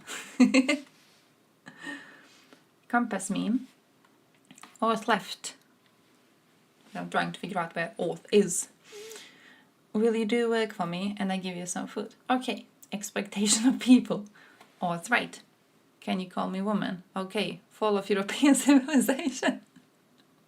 Liberal left. Let's joke about each other. Okay. Literally fascist oppression. Liberal right. I have nothing to eat. Can you share some? Yes. Literally robbery. Okay, but yes, actually, yes. It has Yoshimitsu in it. Lucky Chloe, though. The bear, the girl. The gamer girl version of that one. I always forget the name of that one who was like really, really popular for a while. And she had the OnlyFans and everything, and then she just stopped being popular. Gamer girl bathwater person. CPU usage went to 100% of the Tekken link. Hey, by the way, I have to go. It's 9:30. I have to go. Did I click on this? He does not support sending weapons to... And so let me read the rest of these. Promoting ideas to send weapons to Ukraine. Yeah, I don't want to send weapons to Ukraine. I don't think that's a good idea. And the reason why, it's not because I don't like Ukraine. It's because like we have homeless people here, and like I want to put... Oh, okay, everything I've said about Asmongold being smart, I take it back. Every single word I've said about him being smart in any sort of a way, I take it back. I pull it back. This man's an idiot. GG. Good way to end the stream now. So I'll be leaving. Stay safe, stay strong. Don't watch Asmongold because he's kind of stupid. But maybe watch someone else. Maybe watch someone else. Okay, watch Dylan. Is Dylan back? I guess he's back. I don't know if he's back. I hope he got his streaming rights returned. Go watch him. Okay. This product has low amount of ink. Yeah. I should make a warning like that. I should make one of those like warnings, like the thing we have popping up with the schedule. There should be a thing that pops up that warns you about low amount of intellect shown on screen. Just so you know. Just so you know. That's what I'm gonna be doing. Pseudo-intellectual. Like it's Jordan Peterson type, basically. You think Thompson is smart? Thompson is smart. He's just very angry. He's just very angry, okay? It's like, you know how you make a computer program, and then you have like the basic program going, basic function, right? And then sometimes a function happens that has a higher priority. Basically, Thompson's really smart constantly, 130 IQ, but when he gets angry, that overrides the smart. Right? It overrides it. You can't... If you had a conversation about him, if you gave him some weed, if you gave the man some weed, and then you had a conversation with him, he would be really smart all the time. But if you try to have a conversation with him right now, then he gets really angry, because it's really easy to make angry.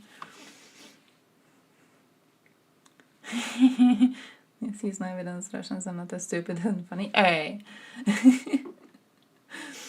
Yeah, true. I've learned it from songs. I've learned it from songs only. By the way, I'm running away. Gonna be seeing you tomorrow. Send me news if you got some. Send me stuff to Discord. I have to actually go through Discord links tomorrow. So we will probably just be opening a bunch of Discord links because I haven't opened the Discord today nor yesterday. So that's what we will be doing. Yeah. I'm leaving. Go watch Thompson and bully him about, I don't know, him being racist. That's what he was angry about yesterday. So I guess that's going to work. And also him liking shit houses. He doesn't really have good style in apartments, I have to say. Watching Asmongold. Don't watch. Why would you watch Asmongold? See ya. Stay strong, stay healthy, drink water.